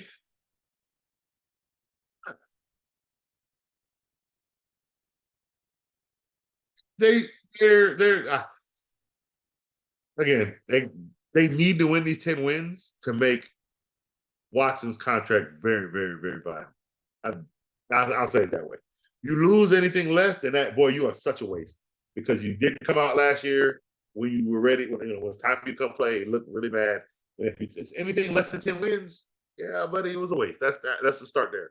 So, with that being said, for fantasy purposes, is Watson a target if you're going it's a heavy weaponry, like skill position players early and running backs and receivers, then yeah, you're gonna have to deal with having Deshaun Watson late, which is fine. He'll give you about 36, 3,800 yards, 33 touchdowns. You'll be okay with that. What I mean is he's gonna give you some fantasy games, but he'll only give you 15 points, 12 points. So they're gonna get he may have some rough games. Nick Chubb might go off, and it's not his fault. Nick Chubb might go off for 3, 4 touchdowns, and so there's no need for him to throw one. So you're gonna deal with some of those game headaches dealing with Deshaun Watson. Weary of his receivers. I know they're good, but I don't know. Mark Cooper can be happy, and then Mark Cooper getting his feeling. That's how I see him. Njoku is big and fast, and I still haven't seen what I want to see out of him as a tight end. So I'm still weary. I'm weary of Browns players in fantasy. If you have them, have other players to be ready to move, is what I'll say. All right. Next up, who y'all think next? Before we get to that, guys, if you're loving the show, I'm glad. I'm glad. He's lit that like button. But also, more importantly, that subscribe button. Become a member of the Refuse to Lose family, and you'll never miss out on anything Coach has to put out. You won't miss out on BWT, Baseball with Teddy, where he gives out all that great baseball knowledge. You won't miss out on the boxing show that we have that is really killing. They are killing it in the viewership right now, okay? People are loving what we have in our boxing channel. And then you have the Refuse to Lose Sports, the top three dogs, Dave, Tomo, and Joe, where they bring us on and other analysts on for big news, debates, and topics. And of course, you got my guy Carl with CTC, Carl Talking College, guys. Like he is your college guru for college football, college basketball. I'm not sure if he's doing college baseball, but he does so much college sports. I'm going to say yes right now. Okay. And my man knows he is the nitty and gritty when it comes to college. So please become a member to Refuse to Lose. Please support this network and let us be your guide through sports, people. We are here for you. All right. So thank you for tuning in. All right. Back to our schedule. Next up, Tomo. Word. Dallas Cowboys. Yeah, we talking Dallas Cowboys, pimp. It's 9-8. 9-8. It's a Cowboy record, 9-8. Look here. It's a 9-8 record, and these boys might miss the play. I'm sorry. First of all, Daniel Jones better not make these Dallas. Daniel Jones better not hail third place for the Giants, okay? Because what's going to happen is Cowboys are going to hold on to second place. They will. They're going to hold on to second place all season. Guess who's going to stop them?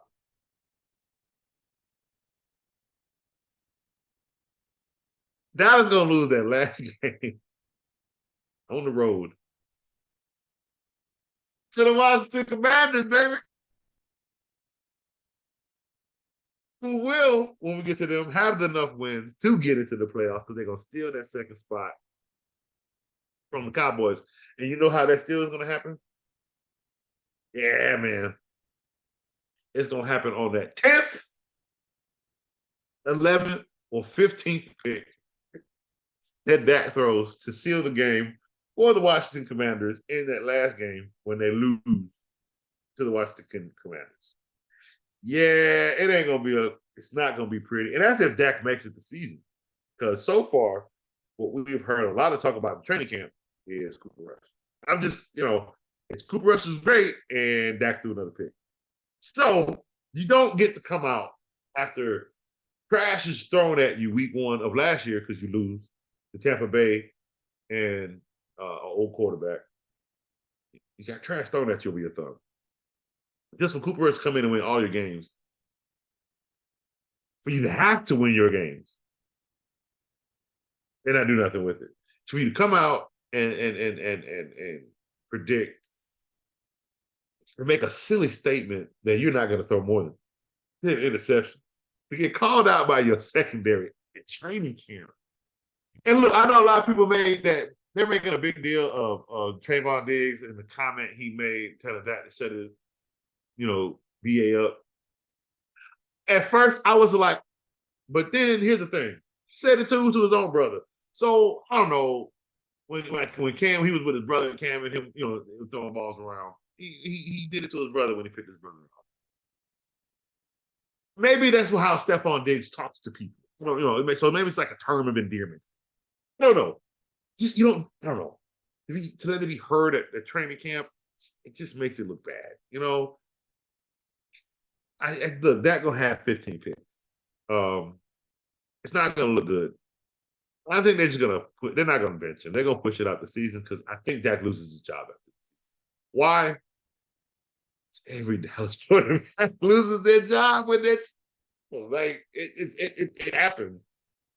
Tony Romo retired. I forgot who before him, but here comes Tony Romo, right? And Tony Romo got retired by Dak. It happens. This is how the Cowboys move forward. Okay, so it'll be Cooper Rush's team here soon. But until then, it's going to be Dak and 9 wins. And if you have Dak in fantasy football this year, I'm sorry, I wouldn't get Dak this year. I'm sorry, it's not. I would get CD. Dak is like if you're Daking it, you're Daking it because you got everything else and you don't care. Dak's 18 points will be fine for you on his average. Yep, because everybody else is popping off for you, so you're okay with having Dak, and that's cool. Dak should not be a high draft capital. He really shouldn't. CD Lamb maybe, but if you can steal him in the 4th, 5th round, you're happier rather than wasting the 1st or 2nd round on CD. Pollard, you're happy with him in the 5th, 6th round, but you're also looking to make sure you get another running back. The defense, they're picking people off. So in games that we know the Cowboys should handily have certain wins in, especially the quarterback they're playing against, that's where we wait for the waiver wire to go get the Dallas Cowboy defense so we can have it for that week. Especially if we're waiver pushing and we don't really have a really good. So every week we're actually just looking for a better, not a better defense. We're just waiver wiring a defense each week. And yeah, that's what the Dallas Cowboys will be, a waiver wire. The Dallas Cowboys are winning 9 games and they're not making it to the playoffs. They have a pretty tough schedule. They're playing some tough teams, and that's even with these 9 wins. If they better not lose to the Detroit Lions and the Miami Dolphins. Those are wins I have them having. They better, and those are week 16 and 17. They better not lose there. They lose there, it's worse than 9 games. So that guarantee really. It's just there's a nasty stain out there right now, and he put that same stain on fantasy. So be scared if you have a Cowboy. Sorry, I'm sorry, Tomo. Sorry, guys. Worm, I'm sorry. You Cowboys fans are gonna not be happy. Denver, be all right. 11 wins, maybe. have him on paper with 11 wins. It looks good. Coach looks good. Javonte Williams will be a big reason for that. It has to be. If it ain't Javonte Williams, it ain't it. Understand that. If he's not hitting because he's not the same after the injury, these 11 games will not happen. I'm not saying it can't be Wilson. It can't just be Wilson. It has to be the entire offensive package in this AFC West for the Denver Broncos to come out with 11 wins. And that's going to be pretty tough because they could still fall. For instance, that Cleveland 10 could turn into a Cleveland 11 if Cleveland beats the Denver Broncos in week 12. Let's see, the Commanders. They better beat the Commanders week 2, or them 11 wins turn into 9 or 8. So there's their peak to me right now is 11. And then they have some games that can drop them. But 11 is as long as everything works out as a whole between the offense as a whole, between running and passing. Defense, I think, will be just fine. That's another reason why they have the 6 losses. I don't think they're going to jump too much. One jump could be the Buffalo Bills, and if the Buffalo Bills really fall. But 10, no, I don't really see Buffalo losing those 10 games. That's what they are. So I think 11 wins for Denver Broncos with under Sean Payton is amazing, right? So what does that tell you? Yes, people. Yes. Russell Wilson should be on your team. Absolutely. Have him on your team. Jerry Jeudy. Absolutely. Javonte Williams. I jumped him up in my rankings to second, third round. Yeah, Javonte Williams should be on your team. Any running back that's on the Sean Payton offense should be on your team, okay? Especially if they don't put anybody behind this. You got to pay attention to that. Cortland Sutton should be on your team. I'm not a Cortland Sutton fan, but he does get the ball. He does get targets. So, yes, Cortland Sutton should be on your team. I believe Tim Patrick is hurt again, so there's your answer there. No. And I think he's going for the season. Denver Broncos, 11-6, and their weapons should be highly sought for in fantasy football. Detroit Lions, 8-9. I'm gonna be honest with you. It's been a good run, but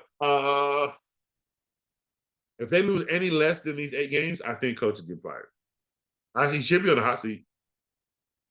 I'm not seeing if he's not on the hot seat, then he's gonna have to start throwing blame, i.e., buddy. Somebody has to catch fire that you can't win more than 8 games. Like, this is enough is enough. Your tears aren't gonna do it anymore. Your passion for not wanting to lose is not gonna do it anymore. And Jared Goff ain't gonna be it's not your guy. Like, you gotta figure it out, because if you cannot win more, they don't have a schedule that shows more than 8 wins. They have a really tough schedule. They can beat the Bears, there's a win. But they have to beat the Bears twice in the division. You see what I'm saying? They have to beat the Packers. Oh, I have them beating the Packers twice because I have Detroit 4-2 in the division and still have them only winning 8-9. You see what I'm saying? So their record, their schedule is not favorable at all. They have a 4-game win streak, but they also got a 4-game lose streak towards the end of the season. It's not pretty. And I think if anything less than 8 wins, he's in trouble as the coach. I truly believe it. However, as per fantasy, Jared Goff, if you're looking for a low-end quarterback, yes.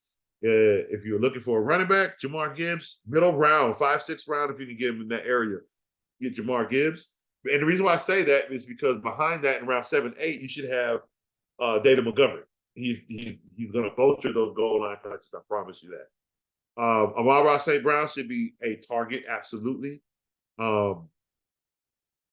And I forgot the tight end for Detroit, but I would pick him up. If you don't have a tight end and there's nothing out there to look for, only pick him up because that's where the targets have to go.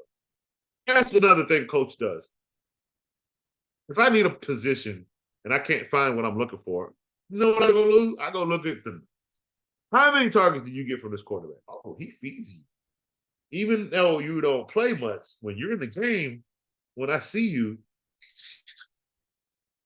like that. See what I'm saying?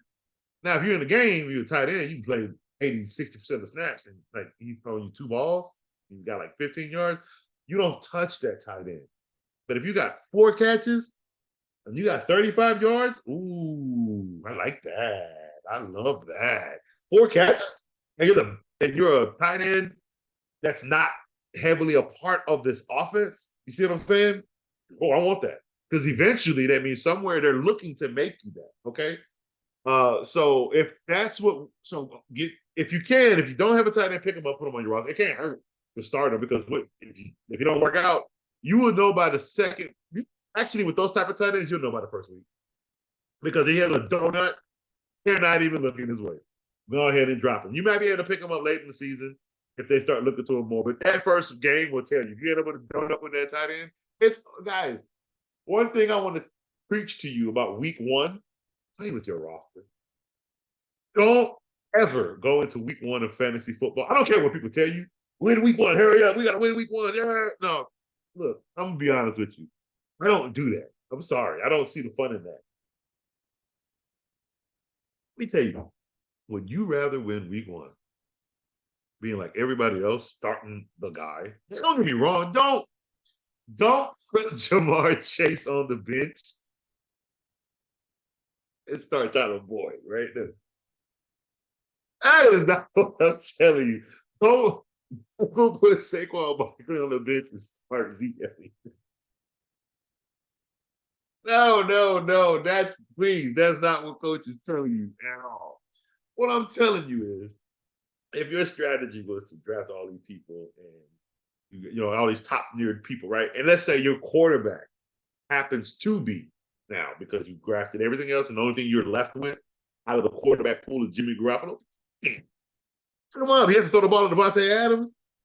He's got to throw the ball to the tight end. He's got to throw the ball to Jacobs. Like, the dude's got to throw the ball, people. Like, come on. Like, when we talk fantasy, we can't mix fantasy with regular season. That's why when I sat here and talked about the Buffalo Bills, I sat here and told you, Josh Allen is fantasy god. Period. He's overpaid in real football because he's not going to win a Super Bowl. You overpaid that quarterback, and he's not him for that. You see what I'm saying? Other quarterbacks will end up winning a Super Bowl for Josh Allen. Even if he wins one, it won't be based on the contract you paid him for to win one, is what I'm saying. So that contract, you overpaid this guy right now. Because he's not, the result and the turnover is not what you paid for. I promise you it's not. The result was paid for with Jalen Hurts. I even brought it up on my man Joe's show last year. Last August when we had a pre-show before the season started. And I said, so if Jalen Hurts happens to take this team, because wow, we were talking about that schedule, and I had Philly with 12 wins, and I had Philly in the Super Bowl. I in the playoffs, I think, not Super Bowl. But I did say if they made it to the Super Bowl, do you pay Jalen Hurts? Yes. Did Jalen Hurts get paid? Yes. Shit. Can he do it again? I think so. Will it be this year? Probably not. Maybe. It ain't like the NFC is such big juggernauts over there. So yeah, I think Philly could possibly be another front runner for a Super Bowl contendership as long as they went out in the NFC Championship. So his return has absolutely turned over. You see what I'm saying? Now, if Jalen Hurts lives in 5 Super Bowls and doesn't win one, yeah, you actually still paid the money you needed to pay for him. He got there. Not everybody can even do that.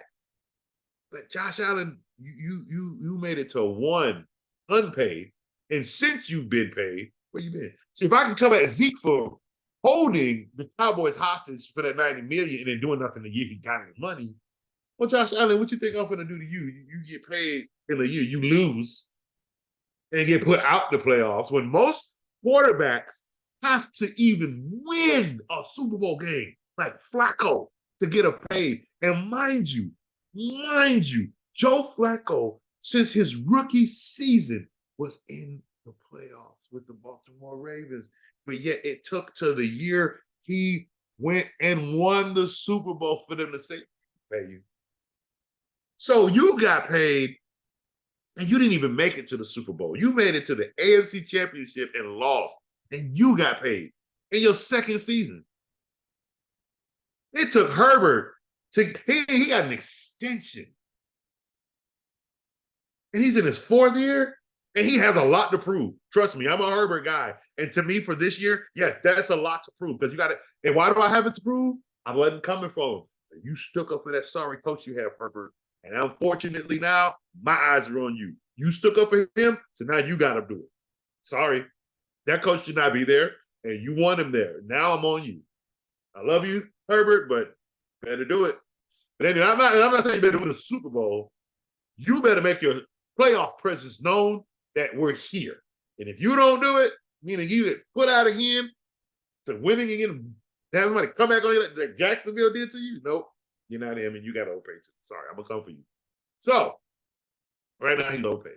But not Jalen Hurts, no. He did it, and I think he can do it again. So, as it pertains to these Detroit Lions, 8-9 is the record, and there are some key players you should have, but be wary of the rounds.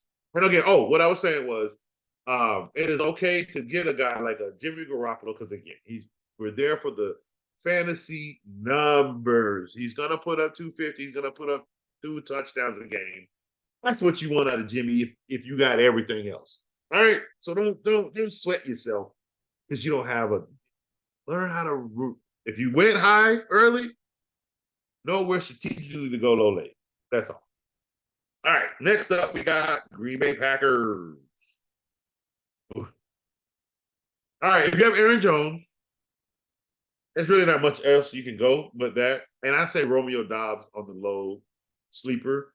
I think he's going to be a heavy target for Love, but the Green Bay Packers, 4-12. A lot of their stuff is coming in garbage time. Garbage time! GT! Guys, garbage time is a wonderful place in fantasy football. Okay? It is. Because, and this is why this garbage time is the reason why you should not worry about a defense so early with your draft picks. Because in garbage time, when the team is up 45-0, team is about to put up 3 touchdowns. I swear to God they are. Unless they're just that crappy, the defense is not playing hard after they just put up 40 points. So yes, they're not playing to play you to a donut. They've already put up their points. They don't care anymore. Again, the teams are not here for fantasy. Okay, those close game defenses are what you want, or teams that are gonna whip you because of turnovers. But look, when you got a team up 30-side, something, that's what they do is they put up big numbers and scoring on offense.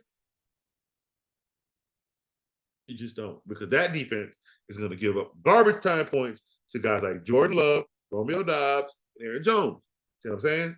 So what I mean is, though the Green Bay Packers are going to have a 4-12 record, if you've gotten those names that I've mentioned, you want to touch them waiver wire or late 11, 12 rounds, 13 rounds, because, those are guys that will put up some numbers periodically throughout the season, again, through those sporadic garbage time games. Okay? But not much coming out of Green Bay outside of 4 wins. I don't even think the head coach should worry about his job. You have to maneuver this team to Aaron Rodgers.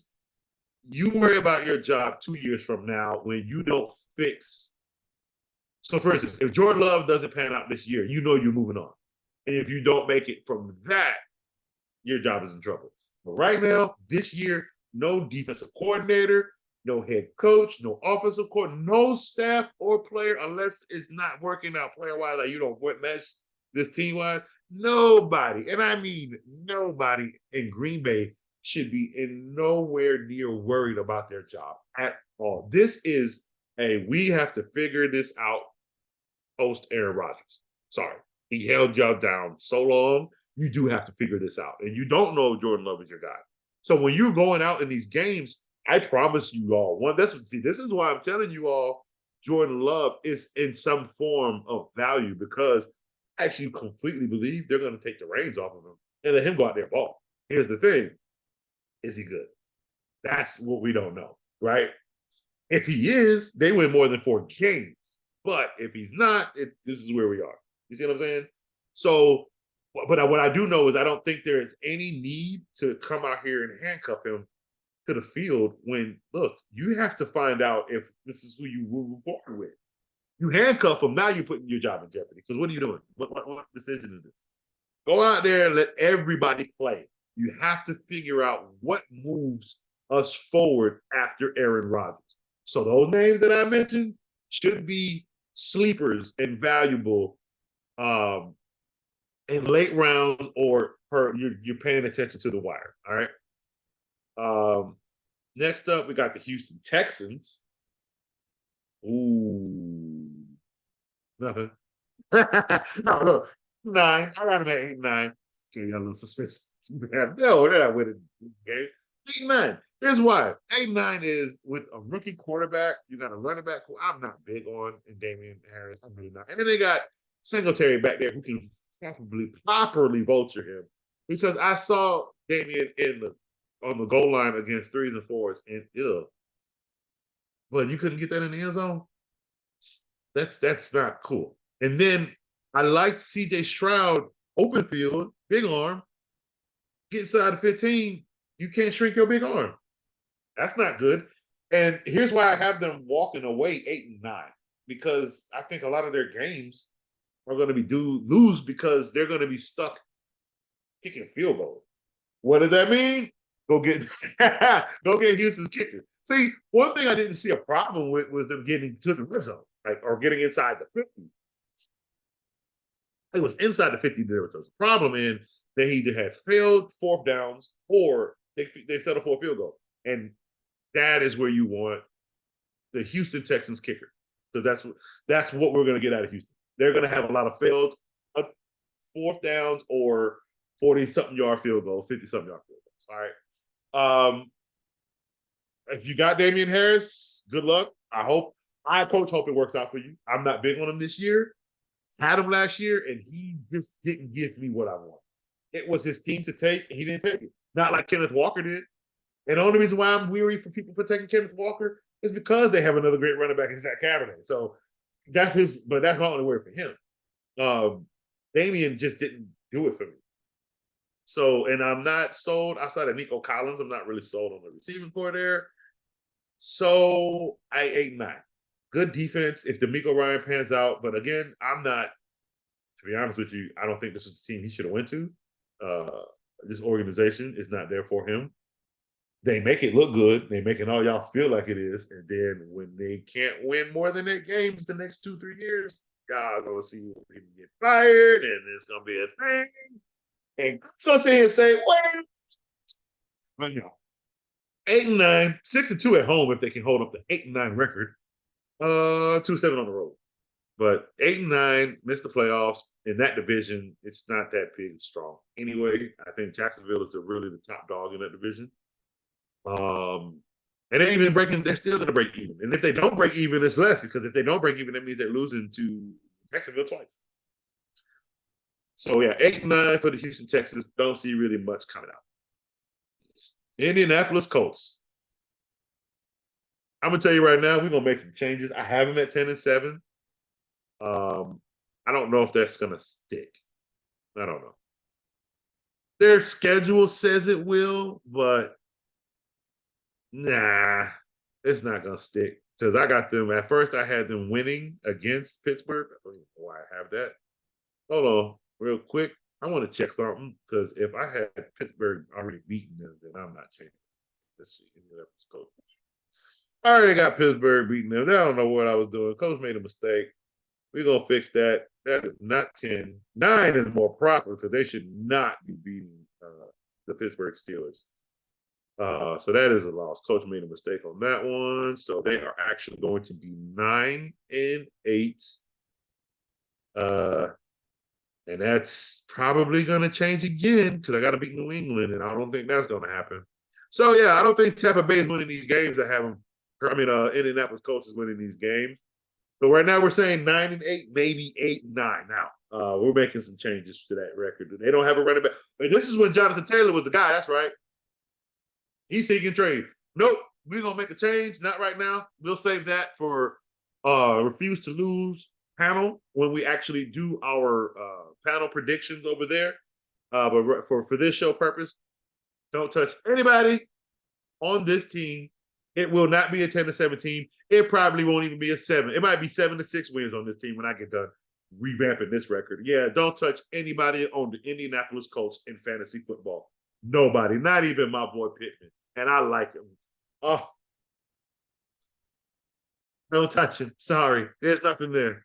I think he's going to be a target for the quarterback, but nah, this team, I don't trust this team at all. Jim Irsay can, never mind. Hey, you know what? Refuse to Lose has a members only chat where we get to kind of go off. Coach is going to save up a lot of that for that one. We're going to move on. All right, Jacksonville. We have a 12-5 record for Jacksonville. Easy. Their division is weak as heck. However, they might win more because I'm gonna go ahead and give them more. Maybe 13. They might be another 13-win team because I do have them winning to Indianapolis, but I think I'm gonna give them 2 wins on Indianapolis. I don't think Indianapolis is gonna be that good. We're gonna do some revamping. They might win another. They might lose another game here. I might take a game away from them. I don't know yet. Like, San Francisco, I might take that game away from Jacksonville. I don't know yet. We'll see. But maybe we'll see. It's a lot of 12, 13 wins. Again, this is just paper. This is for fantasy look. But again, Trevor Lawrence is I believe I have Trevor in the 3rd tier. I think I have him last quarterback in the 3rd tier. He belongs there. He showed me with a great coach, he is going to be absolutely great. He's going to put up the same numbers, if not better, this year. He has amazing weapons. Calvin Ridley is moved up in my rankings, people. Please, he should be on your roster. Christian Kirk should definitely be on your roster, especially if he's the number 2 guy. I'm just sad because he was so heavily used last year, and those numbers will not look the same because Calvin Ridley is Will Leach. He gonna look good. I'm telling you. They're gonna look real, real, real good. Travis Etienne is still gonna be used, but I think the guy behind him, the rookie running back behind him, is gonna be used as well. I think they're gonna go dual threat in that backfield for Lawrence's protection and for scoring reasons. Jacksonville's defense, yes. I have Jacksonville's defense. They're gonna put up, and I think they are actually a steal. They're a sleeper defense. I think Jacksonville's defense. That's why I have them. It's not just because Trevor Lawrence and them them up, because I think they're going to take the ball away from a lot of teams. Like with the record, like the scheduling that they have, they're going to get some turnovers, and I think their defense is going to put up a lot of big numbers. Definitely look to have Jacksonville's defense on your team. All right. Next up, we have the Kansas City Chiefs.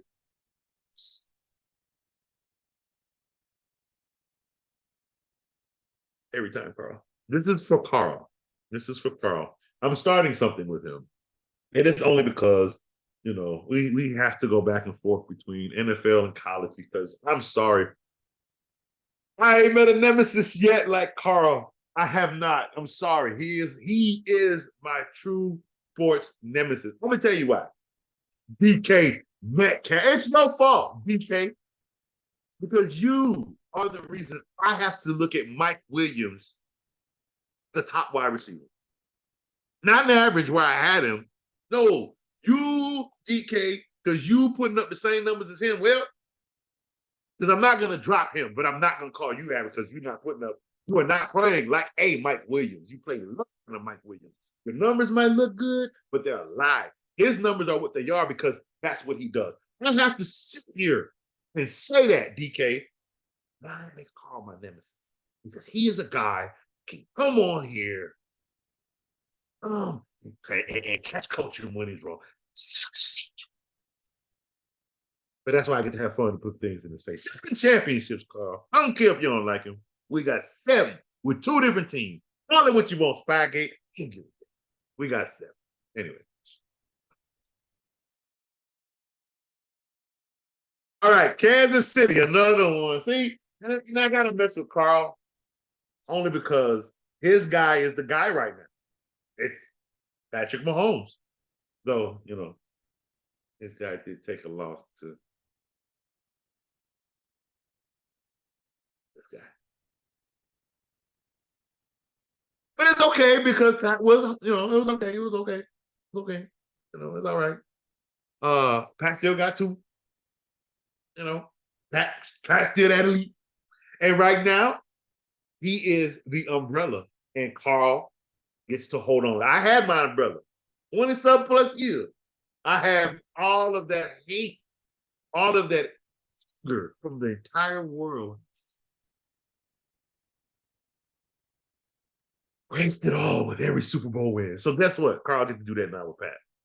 And what that means is he gets to sit here and listen to me tell you all yet again, even with Kadarius Toney, even with a Sky Moore that I am not big on, even with a Clyde Edwards-Helaire, who I tell you all is a bomb, okay? Even with that great Travis Kelce, who people think is on the decline, but there he's not.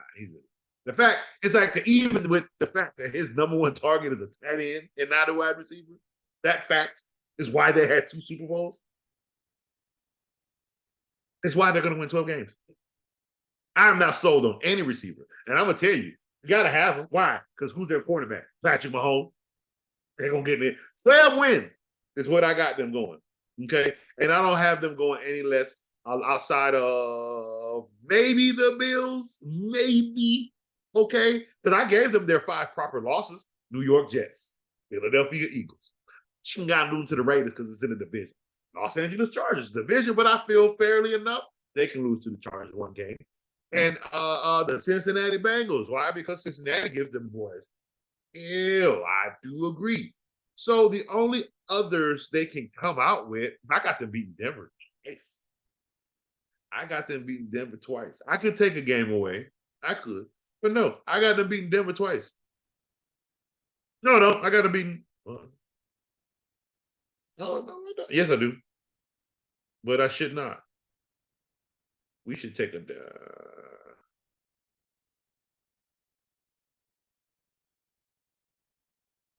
Oh, I'm sorry. That was the mistake.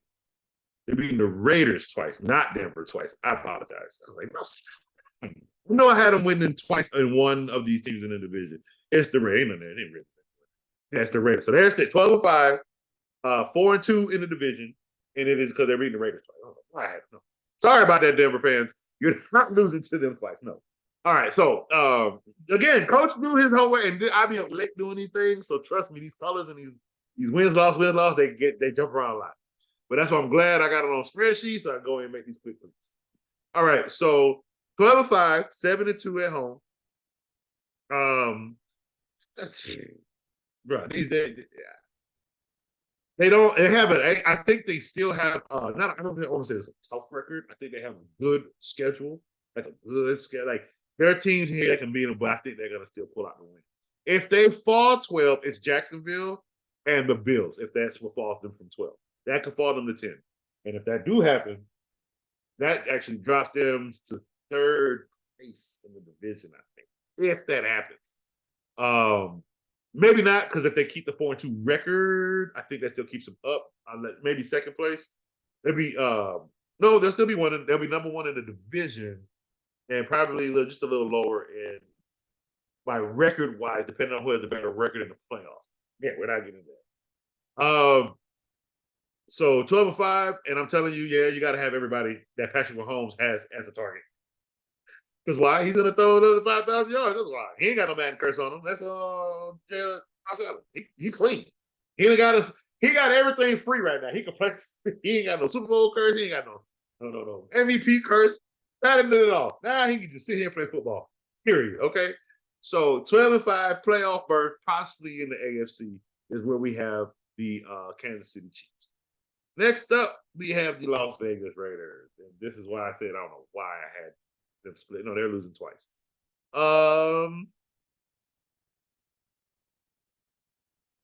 Which means I have to make a correction to them, and they're not going to be 6-11. The Raiders are going to be 5-12. Yeah, 5-12 Raiders, because you guys are not beating the Chiefs twice or once. There will be 2 twice. Sorry. So, yeah, 5-12 for the Las Vegas Raiders. Again, Jimmy is a target that you want to take late. I mean, literally off the waiver wire. You're waiver wire quarterbacking at this moment when you have Jimmy Garoppolo on your team. And that just means you do have stout players everywhere else on your roster, even the bench, because you made it pretty much to the end to get quarterback. Okay. So you have some high draft capital on your bench, which is good. Maybe you can get another quarterback out of that. But yeah, they're not last in the division. They're not winning a lot of games. I hope they win these 5. The Raiders are going to be bad. Devontae Adams, I will give you this tidbit. If you got Devontae Adams right now, be happy. The ball got to go somewhere, and even with bad quarterbacks, he's played good. But here's the thing. Don't worry about that. It's not going to last forever. I think Devontae Adams will get traded before trade deadline. He's going to display his unhappiness. Even though he's going to play great, he's going to get traded. There's no need to keep him there. He's not what you want your future to be. I can guarantee you that. They have to start over is what they have to do with the Raiders. Why? Because of what that coach did to them. They are still in shambles. I'm sorry. They're not going by the weight of their running back. You have Jimmy Garoppolo at quarterback. You really think Devontae Adams is what they want as their face of the franchise? No. He possibly could be traded. And not a bad trade. That's what they're going to get a good value for trading him to anywhere he possibly wants to go, and who will take him? I swear to God, what have I been saying to y'all? If you've been paying attention to me outside the show, you know me. I ain't really too keen on that Jets receiving core because I'm not big on Alan Lazard. I said that shit gonna be. I mean, that's gonna be that field's gonna be led by Garrett Wilson. I'm not outside of him. I'm not big on that. Would they get the Devontae Adams in a trade? Yeah, I say Coach talks that craziness now. So y'all don't think I'm crazy. But why? What's wrong with him not being traded? There's nothing there for them to keep him for the whole year. Why? For him to have bad stats? For you to not get anything for him? If you think that the Raiders would literally sit there and not trade Devontae Adams, there's no reason to keep him. Are they looking to extend his contract?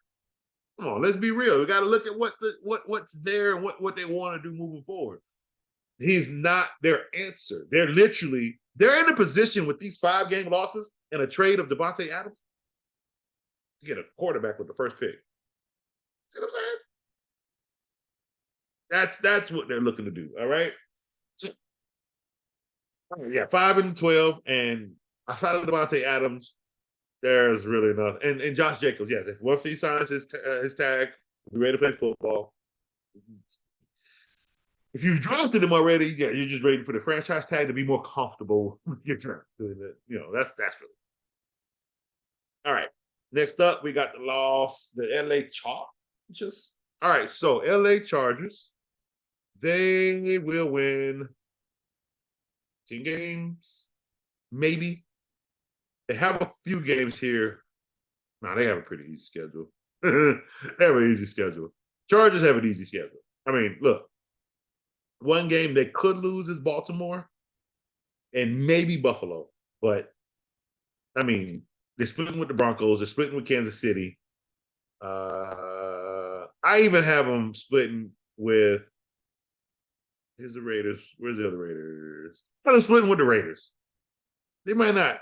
I got to split with the Raiders. Even if they don't split with the Raiders and they win the Raiders, they beat the Raiders twice, they could possibly lose to the Buffalo Bills or the Baltimore Ravens and still end up with 13 wins. This is an easy schedule. Miami, Tennessee, Minnesota, Cowboys, Bears. I got them losing to the Jets. They got the Lions, Packers. They have the Ravens, but could lose. The Patriots, and they got Broncos twice, Raiders twice, Buffalo Bills, Kansas City twice. And I got them splitting that one. So it's hands down easy 11 to 13 win team. What that means is you should have everybody but Keenan Allen. Keenan Allen is a low 12th round pick because I think the rookie is going to shine a little more, and I think of course you're going to go Mike Williams and you have Austin Eckler. So they're going to be. I think they have a really good, powerful weaponry on offense. And the defense, I think, is going to, as long as everybody stays healthy, I do think the defense should be just fine too. So yeah, I'm not harping too big on what, everything is what it is with the Chargers. And with 13 wins, you should have everything you need to win this game. With all those receivers, with that quarterback, you should have everything you need to do to look good on offense and win 13 games. Okay, especially with this it's a very easy schedule. It's not hard at all. LA Rams. 6-11. Cooper Kupp will look okay. I think he'll get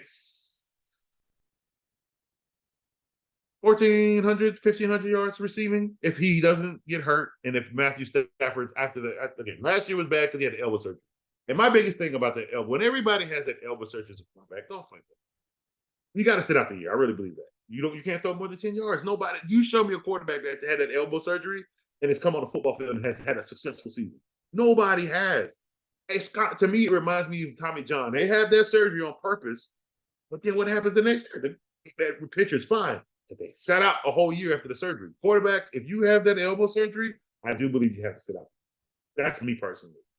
Come back to next year. Watch this year. You watch Matthew Stafford and watch how fine that elbow is. I'm not saying he's gonna go back to being able to throw ridiculous deep balls from his youth. No. What I'm saying is he'll be more accurate beyond 10 yards. Is what I'm saying. Okay. But with that still being said, there's nothing on the team. It's him, Donald, and Kupp. They don't have a running back. Ramsey's gone. There's no other receiver there. 6 wins. 6 wins. And if you don't have Kupp, there's nothing else you need. Sorry. There's nothing else on this team you should be touching on your fantasy, not even Matthew Stafford. They win the 6 games, and hopefully they have a first-round draft pick after what they've already given up. Hopefully they get that this year, and they can actually do something in the draft, which is fine. All right, next up, we have the Miami Dolphins. So, look, everybody, if you're high on Miami Dolphins, don't be. I'm just going to say it here, don't be high on Miami Dolphins. 9 wins.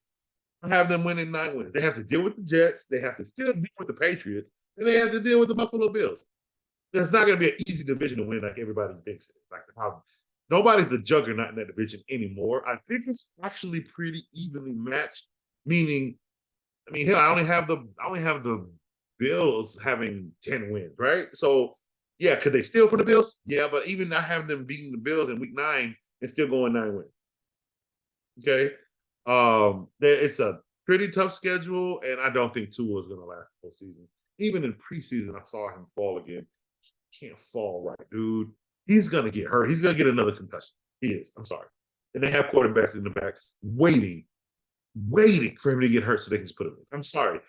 It's not going to last as him as the quarterback, and this might be his last year as the quarterback.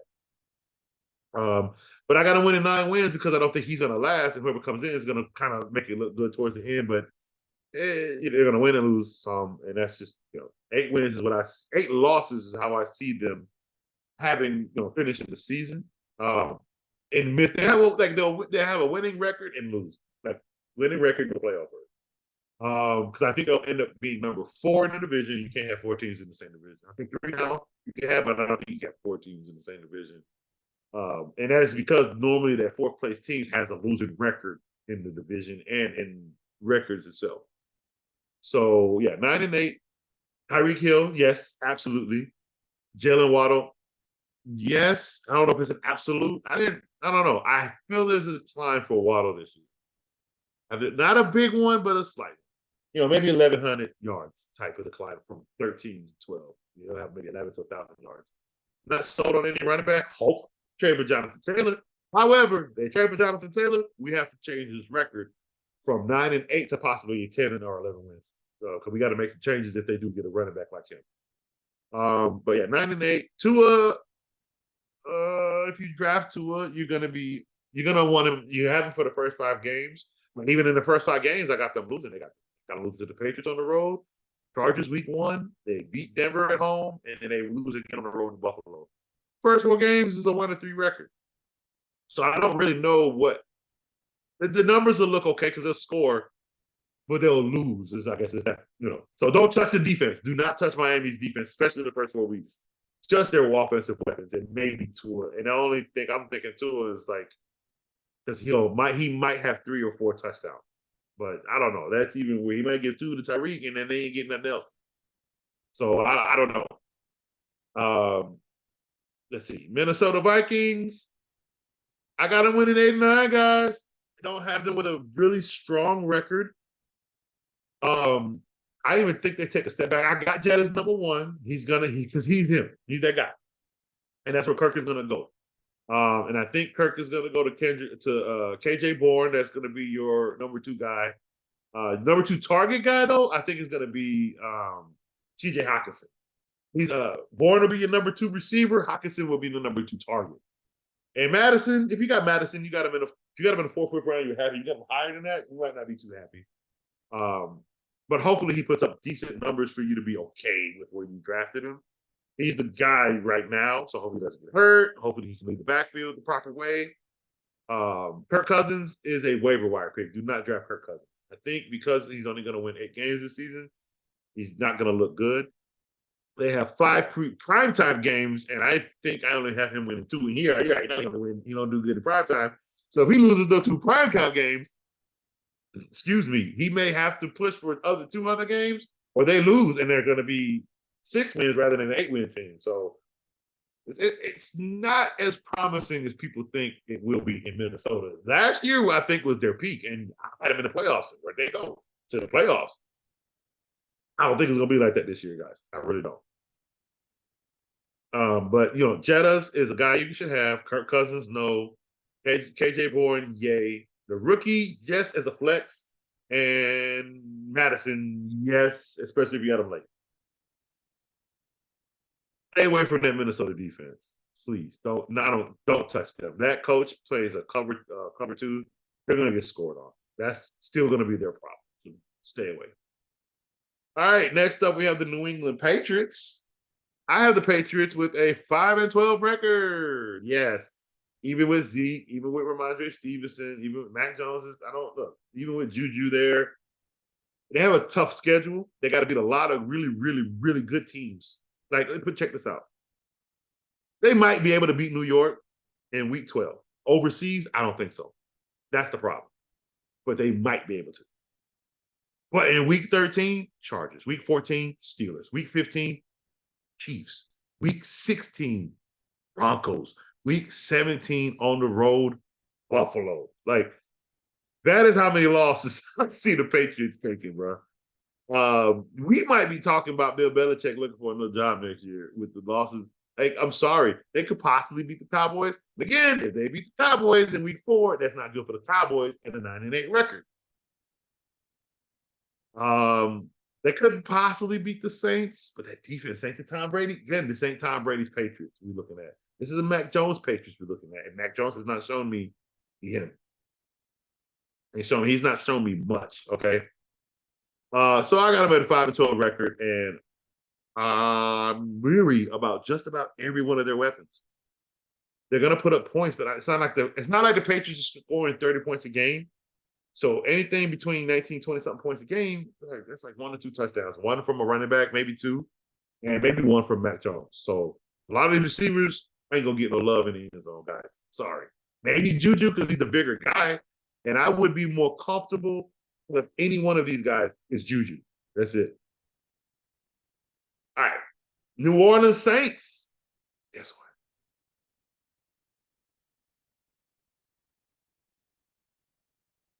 I got to win 11 wins. 11 wins, guys. 11 people, 11 beautiful wins. They have an easy schedule. This is not a hard schedule. They do. They have a pretty good schedule. Their tough losses will be Carolina on the road, possibly, and that's if they don't beat them twice. Jacksonville, Minnesota, Atlanta if they don't beat them twice. They have a really good schedule. Okay. With the weapon, I think Tyrann Mathieu back there is going to command their secondary very well. They're going to kind of put the Saints back on top on defense. Division is weak. Okay, it's not strong. And let's not sleep on Carr. He is a great leader. He has some wonderful, wonderful weapons. And if Kamara is anywhere near what he was with Breeze and Sean Payton, he's good. But if not, okay, doesn't matter. They'll still be fine. Their schedule allows them to. Carr, do you have Carr? Yeah. Have him late draft or waiver wire. You want Chris Olave, absolutely. And you want the Steelers defense. You want the Saints defense. Absolutely, you want that Saints defense. Please. They're going to turn the ball over, and they're going to have fun doing it. I believe so. They're going to score on defense. Saints 11-6. I would touch their key weapons and Derek Carr off a waiver wire. He's gonna have some good numbers. Not great numbers, but he's gonna give you some really good fantasy. New Orleans Saints. Oh, we just did it. New York Giants. This is why I say be careful, because if the Giants hold on to third place, I don't think they will. I think they'll be in fourth place. But if they happen to win a couple more games and hold on to third place, that is where it's going to be dangerous for the Cowboys. If the Washington Commanders are in fourth place with a record to beat them in that last game to steal from them, to steal second place. But I have 6-11 for the Giants. I don't really see them doing that. It's their record, their schedule shows it's pretty tough for them to win. They could take a game away from the Raiders. They could take a game away Green Bay, but then it only really gives them 8 wins. So right now, fourth place, and if they can steal some games, third place, with Cowboys falling to fourth place because they lost to the rest of Commanders in the last game. But for the Giants, it's Saquon Barkley, Daniel Jones. This is a waiver wire grab. Again, 11 losses. You really don't want him every week. And I'm not big sold on any of the receivers. You can have them if you got them. Good luck. I would not have taken any of them in a draft. So if you did that, good luck. New York Jets. I got them only winning 10 wins. I got them tying with the Bills. And that's due quarterback. A lot of chemistry. Remember, what did Tampa Bay do in that first week? In their first season with Tom Brady? They only won 10 games. And where'd they go? To the Super Bowl and won. Do I have the Jets doing that? I'm leaning. It looks good. They have a lot of work to do for me to really see it, but I'm not saying it can't be done. It got done. They did it. So again, if that Devontae Adams thing kind of happened with it could be a nice number 2 quarterback, nice number 2 championship for Aaron Rodgers. And a nice ring for the championship for the city of New York. It would really be great. But again, 10-7. I do have them taking some good losses. We have a tough schedule. Look at their losses: Kansas City, Eagles, Chargers, Bills, Miami Dolphins, Washington Commanders. And with potentially able to lose to the Browns and possibly Denver. I don't have them losing the Cowboys. But that would drop them to 9 or 8 wins, but I don't see that really happening, and they could flip a couple other games to make that 10 still. Aaron Rodgers, if you got Aaron Rodgers like 10th round, you're so happy. He's going to put up. Him and Garrett Wilson are going to make people cry. I really believe so. Breece Hall, he's going to. Him and Dalvin Cook, I've been liking it more and more. It is only because I know Aaron Rodgers. Did Aaron Jones' numbers drop because Aaron Dillon? No. Did Aaron Jones' numbers drop because any other running back they ran behind him? No. The only running back ever that had an issue was Eddie Lacy because he got fat. And he was such a great. Oh my God. I thought he was a perfect running back for Aaron Rodgers. He got fat. I don't know what happened there, man. But you know what I'm saying? So it's like Aaron Rodgers with running backs is going to be fantasy gold. I promise you. Garrett Wilson, yes. Lazard, again, I don't like him there. I don't think they're going to do much. But yeah, he's going to be used. He's going to get his targets because he's a third down threat. So is I forgot what his face was, his homie, Cobb.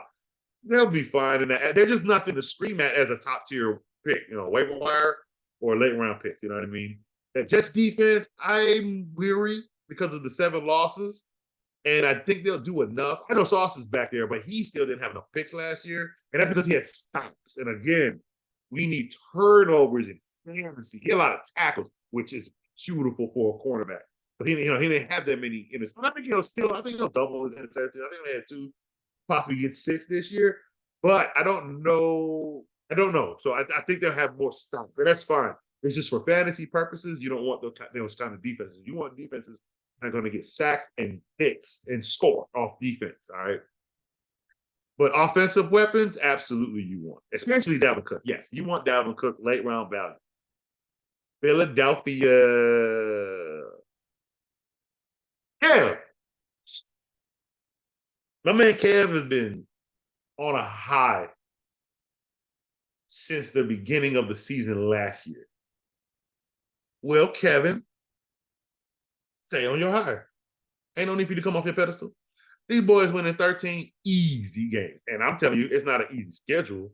I'm just telling you, based off what I expect them to do with all that offensive weaponry, with that number one rushing offense, they're gonna win a lot of games. They're winning 13 games. And they're gonna walk into the playoffs. And they probably, I don't see anybody in the NFC to threaten these boys. You tell me who. Show me a team in the NFC that is really here to threaten the Philadelphia Eagles. I'll wait. Hard, ain't it? Hard to think. Nah. But the NFC ain't that no more. Right now, the Philadelphia Eagles are the Patriots of now. They're gonna walk into these playoffs in these Super Bowls, and I wouldn't be surprised they messed around and won the Super Bowl this year. So why they can't go back? Brady went back. Brady went back 4 times in a row and got 3 of them. 3 out of 4 for his first 3. So why Hurst and them can't do this with Philly? They got this schedule is a 13-win schedule. What that means is the number 2 quarterback in fantasy football should be the number 2 pick in the second round, or like a pickup in the second round. It should be the second quarterback on the board. That's Jalen Hurts. He gonna put up the same numbers you saw last year. He got paid, so he gonna make it look even sweeter. Yes, sir. They ain't taking over. They're not gonna scale nothing back. What? There's nothing to scale. He showed you what he did. What you saw in that Super Bowl and 400 passing yards, that you may see more of out of spite. And I love spite. What I mean is he put up 400 yards and lost. And you know what he's going to do? He's going to show you again why he shouldn't have lost, okay? He's going to put up 400-something yards about every game. I promise you that. 3 times, oh, boy. It might not, look, what I mean is when I say A.J. Brown's numbers should drop, he had 1,400. He should drop to 12. And that's because Devontae Smith should go, even with taking the double coverage, he should go up, and not by much. He should go up to about, like, I think they'll both break even because everybody's about to get a good spread of wealth from this man, Jalen Hurts. They are walking in to the playoffs, people. Be very scared of the Philadelphia Eagles. And if you're not, you're stupid. That defense ain't changed. They got better. Offense ain't changed. They got better. Howie was doing work. Howie Roseman's been doing work, and this team ain't gonna do nothing but put that work on the field. Eagles win the 13 games. Have everybody on that. Even out of them 3 running backs, get DeAndre Swift. He's gonna put that work in. I promise you. He's gonna leave that three-headed monster back, 4-headed monster backfield because of Hurts. He's gonna leave that backfield though. I'm not worried about Swift. It helps Swift to stay healthy with all the running backs, bro. I promise you. Them Eagles, man, it's gonna look. They're going 4-1. Oh, so they're the other one. They're going 4-1 in prime time. Eagles 0-13, beautiful games, and fantasy football is going to be gold for people who have every single one of their weapons. Vaughn, this one's for you, buddy. And this one is for every Steelers fan that I have been screaming to go grab. We got 12-5 for the Pittsburgh Steelers. 12-5. They are back. They are back to playing Steelers football this year. You're going to see smash mouth football. If you don't have that Steelers defense on your roster, you're going to be mad because they're going to eat. They are the team that will get fat sacks and score on them boys. 2-1. I'm telling you, there's going to be a madhouse over there in Steel City. Then you're going to turn around and you're going to have Kenny Small Hands. Yeah, I'm going to call them Small Hands every time. You want to know why? Because them small hands going to throw up big yards. I promise you. Kenny Pickens is going to eat. Got him as a late pick. That's fine. That's a steal. That's a steal because George Pickens is going to eat. Deontay Johnson's going to eat down the field. Oh, and I'm telling you, if you ain't got Allen Robinson on your roster, you done. Perfect place for him. It's a perfect place for Allen Robinson because Allen Robinson is going to average 5. He's going to average Odell Beckham numbers. He's going to average 5 to 6 yards of catches. 5 to 6 yards a catch. And he'll average about 77 yards on a game with a touchdown. Oh, yeah. You see Steelers putting up big numbers. Absolutely. Get as much. Now, if he hurts, be worried all you want. He ain't worried. I'm not worried. Coach ain't worried. If they stick anybody else behind him, nope. Y'all got to pay attention. If they stick anybody else behind Pat, nope. So he's going to be the tight end. They don't stick nobody behind you. You the man. Najee Harris, Pat Fairman, Jalen Min. If you have both of them, you scoring a lot of touchdowns in fantasy. I promise you. Kenny Pickett with them small hands in the red zone. He gonna zip the ball to the big targets. I promise you that. 12-5, couple of games. Right? Maybe the Browns. But they played them, so they split. I got them losing to Jacksonville. And I got them splitting in the division. I even got them losing to Seattle, week 17. What more do you people want? That might not even happen. He's gonna be back in the playoffs, baby.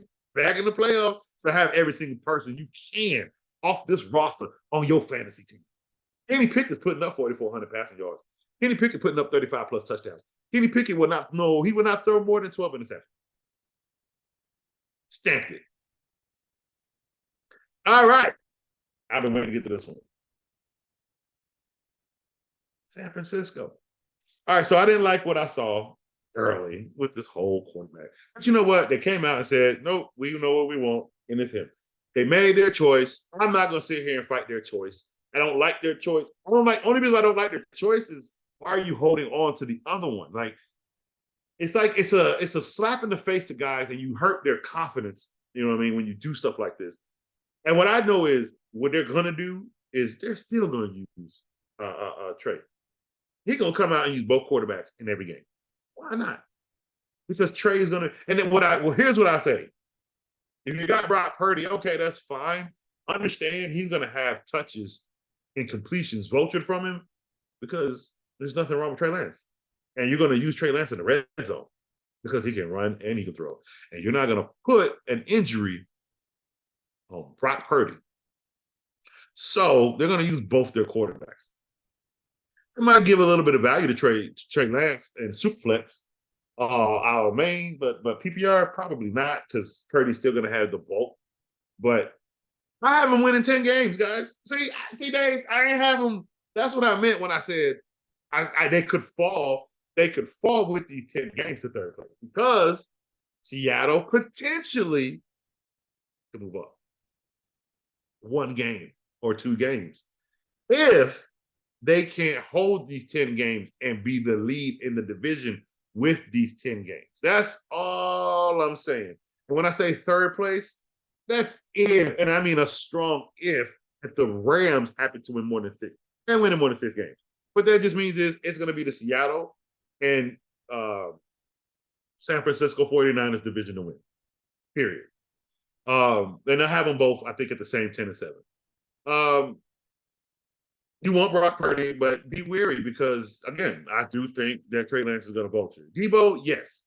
I do think Brandon Ayuk is going to be a great pickup this year, because I think his target value is going to go up a lot better. I do. I believe that so much. And, of course, if you have dual threat, what's my man? I'm so mad. Christian McCaffrey, yeah, okay, he's going to get passing. He's going to get rushing. He's going to get it all. So you're going to be, I'm not worried about him getting hurt, I'm not even worried about him getting hurt this year, to be honest with you. And that's because I think they're going to spread the ball pretty well. I don't think he's going to have 1,500 rushing yards. I think he got 13, 12. But I think he has more touchdowns. I think Christian McCaffrey gets in the end zone a lot this year. So 10 wins on the season, possibly 11 if they can steal from Jacksonville or Baltimore, maybe even Cleveland. Okay. But yeah, 10 wins on the season with some great high fantasy value from their key fantasy players. And I would, yes, really look at that 49ers defense in fantasy. And then that brings us to the Seattle Seahawks, which I have winning 11 games, 1 game more, Dave. See, and it's not that, again, it's only 1 game more if, well, now we know who the quarterback is. I have them winning 1 more game because I think their schedule is easier, and if they just happen to fall 1 more game. I have them at 11-6 for the Seattle Seahawks. They have a fairly easy schedule, and I have them losing. I have a 3-game losing streak: Baltimore, Commanders, and the Rams in the division. Have them splitting with the 49ers. Have them losing to Philly. I have them losing to the Bengals. They could beat the Giants. They could beat Carolina. They could beat Detroit. They could beat the Rams. They might even beat the Rams twice. They could beat Arizona Cardinals twice. Everybody, I got that whole division beating the Cardinals twice. And so, you know what I'm saying? Pittsburgh, I do have them beating Pittsburgh. Did Pittsburgh win that game? Yes. And that would drop the Steelers. I mean, that would drop the Seahawks. I got them beating Tennessee. So their schedule is lighter than the 49ers, which is why I have the 49ers one game behind them. Let's see. But with the Seahawks being 12-0, stay away from DK Metcalf. He might look good in the beginning because the rookie's wrist is broken, but when he comes back, I believe he's going to take over. They're going to heavily run the ball as well, and they still got Tyler Lockett. DK Metcalf comes off the waiver wire on your bench, or he comes with your last pick. Don't touch him. If I'm wrong about him this year, well, what took you so long? Oops, I guess I was wrong. I guess you look good this year. You think I'm gonna jump for joy? No, DK, it don't work that way. So I would personally stay away from him. He ain't done enough for me to touch him. But I do have them 11-6. Gino, with 11-6, that means Gino's putting up another 4,400 passing yards and 36 touchdowns. So have him there again. With the weapons that they have, that I think they'll still put up the same number. I do not see Gino digressing whatsoever. I could be wrong about that too. We'll just have to wait and see. All right, next up, we got the Tampa Bay Buccaneers doing nothing. 2-5, 2-15. Tampa Bay win no game. You got Baker Mayfield as your quarterback when Kyle Trask looked better. You got Bowles as your. You got. What is that? Oh, that's my West Watch. You got Todd Bowles as your coach, and you all know how I feel about a Todd Bowles defense. It's trash. Just go ask the Jets. I mean, what? Because they won the Super Bowl with the Chiefs? Let's break that down. You had a Patrick Mahomes with turf toe. You had a Patrick Mahomes with 2 starting offensive linemen down. Who wouldn't blitz the house? Are you serious? Todd Bowles did something in his career he has never done. He sent the house at a quarterback. That dude is a cover 2, amplitude quarterback coach. He ain't no blitzing coach. No. And they had the best front 7 in the NFL. Because their secondary was not the best. Okay? Let's be real. And it showed second season with Tom Brady behind it when they did nothing. So, or the third season, really, because the second season meant the playoffs and lost, but the third one, you see how this ended up. And now Todd Bowles, the head coach, come on, stop madness. No, 2-15 is about what Todd Bowles can do. With Baker Mayfield, no running back, no. Sorry, but I love me some Mike Williams. It ain't gonna be that kind of year. This might be the year he don't get 1,000 unless Kyle Trask take over. Sorry, Godwin, you might well go get hurt and wait till Trash come play, and then you be ready to go. It ain't gonna look good. 2-15 people. Don't touch nobody on these teams. Don't touch a person on the Tampa Bay Buccaneers. Sorry. Tennessee Titans look just as bad. 7-10. Yeah, you've got Henry. You got Henry. You ride Henry till Henry falls. But it's not going to be much. It's a 7-10 season. I don't think Tannehill is going to be that great this year. I think this is actually the fall of Tannehill. It's not going to be much. Defense is going to fall. They might lose more than the 7 too. I'm being pretty generous based on their schedule. But I mean, I don't even want DeAndre Hopkins. 1, receivers go to Tennessee to die. 2, he's dealing with a hamstring still. Once your hamstring go, you always deal with the hamstring, Tim. Sorry. I don't think this is going to be that kind of year for Tennessee. It's going to be a bad one. 7-10 is all I'm giving them. Don't touch anybody on this roster. Please don't. Outside of Derrick Henry. And last but not least, Joe, how long you been waiting for this, baby? How long?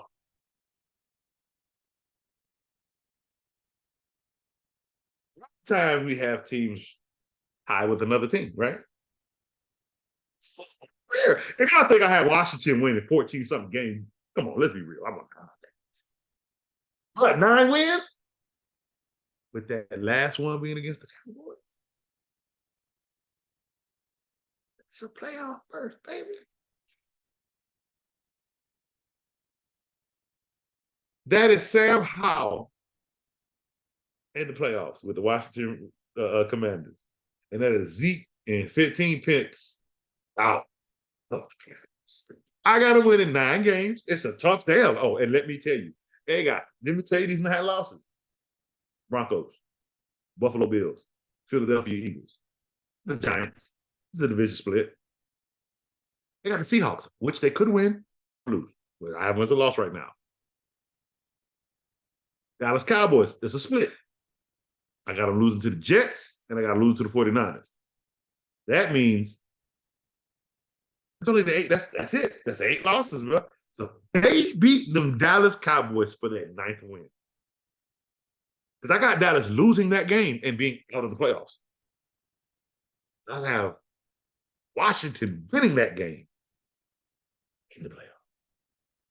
Now, 3 teams can make it to the same. So all 3 can go. Dallas would just be in 3rd place. And the state of the NFC right now, yeah, it could be Philly, Washington, and Dallas in the playoff. Absolutely. With both of them being 98, absolutely, because the NFC is not. It's not strong, people. It's not. But I'm excited because that's going to be a big game. And we have a lot of big games this year. That one right there, that's going to be a big game.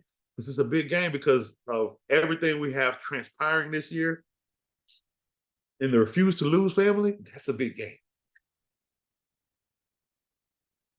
It's a big game. Now, is it a game for Kev to sit back and watch and be like, oh, man, y'all got to still come see me? Yeah, it is. But for the rest of the family, that Cowboys, that Commanders game, that's a big game, the last game of the season. I'm here for it, people. Now, what does that mean? Do you want Sam Howell on your fantasy team? Let me show you something. In the first half of football, I saw he was 12 for 17 for 20 something, 188 yards, 2 touchdowns. I think he ended the night 224 and 3 touchdowns. That's what you want, fantasy people. Yes, those are the numbers you want. You want to know why those are the numbers you want? There's nothing but upside, pimp. If you were ending the game with 3 touchdowns and 224 yards, that's what you want. That means your receivers are getting the ball. Come on. Look, they have a quarterback now that the receivers don't have to jump up every time they catch the ball. They can be led down the field. They can make big yards and keep going. You keep drives more alive. And then they have that defense. And if Chase Young, again, my thing about him being blocked by Clowney with one lineman, after I saw him go down with injury, because I ain't going to have an injury. That was all of him. He went down with injury. Dude, with that transpiring, that tells me something. So if you come back this year and that is not the issue, that tells me the only reason why at the beginning of the season you were being handled by one line is because you had an underlying issue that was about to snap on you that you did not know about. Period. Because if Chase Young come out being that guy again this year, they could win more than that. But yes, Washington, coach, putting the snap on them. Y'all going to the playoffs, baby. I don't make playoff predictions, but for this one specifically, I am doing that because it's going to be that close. And I think they will pull that off and become a playoff team it's been years, people. And I think they make this that year. Yeah. So, ladies and gentlemen, hey, Coach, appreciate you all coming here today and enjoying this episode. We went through all 32 teams. You think I was going to do that? Y'all thought I was going to take a break? Oh, today's show was a special one because this Saturday, we got an even bigger show, baby. We're going live again. We got some panelists, some great guys coming on. And after this show and what we got going on for the mock draft, we're going to have plenty to come on. Take your notes, fellas. Know what you ready to come on Coach with, baby. We got so much to do. I know you may not be playing fantasy this year, and I know some of these things are driving you crazy. If you want to come on the panel show next week with the mock draft stuff, by all means, my pimp, you absolutely are invited. Let me tell you something.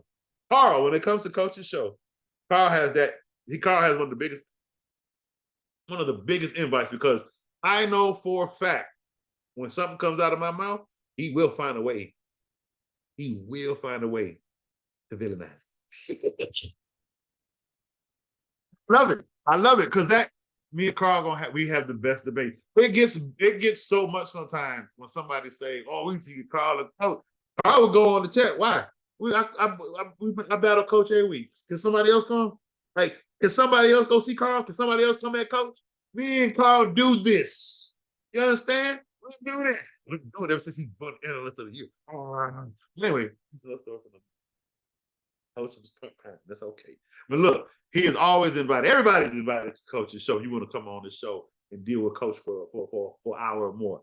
Absolutely. But next week is specific for the mock draft panel and discussion. But Carlos is one of the biggest football guys. So I just know he would love being on the panel itself just to talk about these young boys and these players because he brings a different perspective about what goes on with these players on the field because he loves to bring in that, not the college numbers, college ability, what they were doing, why they were him.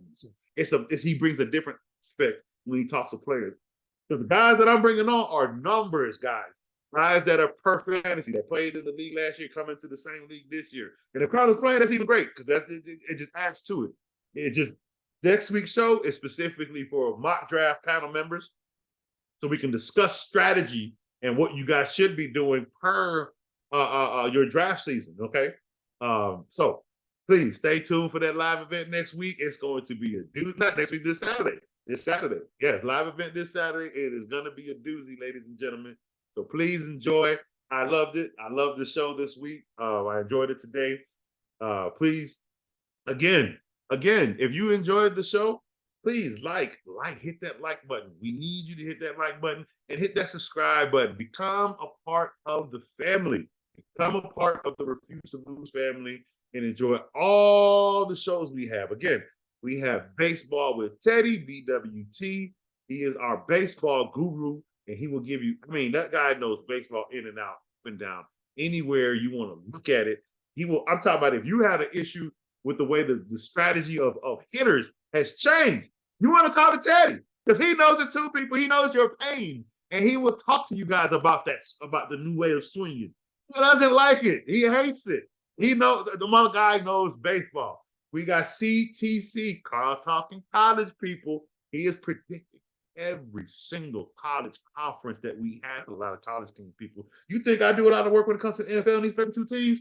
Man, go talk to Carl in this college show, please. Go watch and see the results that he puts out with the work that man puts in. Please go look at that boxing channel that we have. They talk strategy. They talk about these fighters in ways have never. I tell you what, they make ESPN look like fools. I'm sorry, because you're gonna get the real from Refuse to Lose Sports. And in that boxing chat, they talking the real. In that boxing show, they talk the real stuff. All right. And last but not least, people, we got the Refuse to Lose Sports show.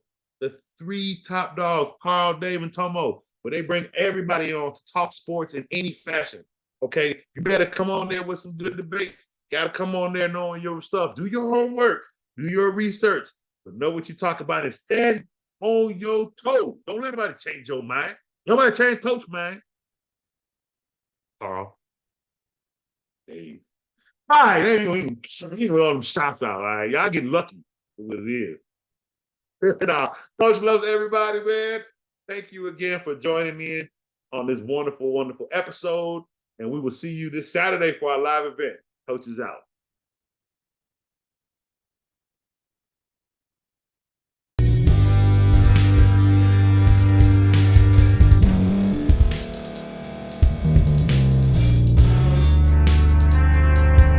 Thank you for staying to the end. If you're watching this on YouTube, please like this video, subscribe, and also hit that notification button so you can be notified next time we put out a video. If you're listening on any podcast platform, subscribe and hit that notification button, y'all, so you can be notified we put out another podcast audio. And last but not least, hit that share button. No matter what you're listening to or watching it, hit that share button and send it to somebody that you know that would love to watch this episode you just listened to. So once again, thank you for staying to the end, and we'll see y'all in the next episode.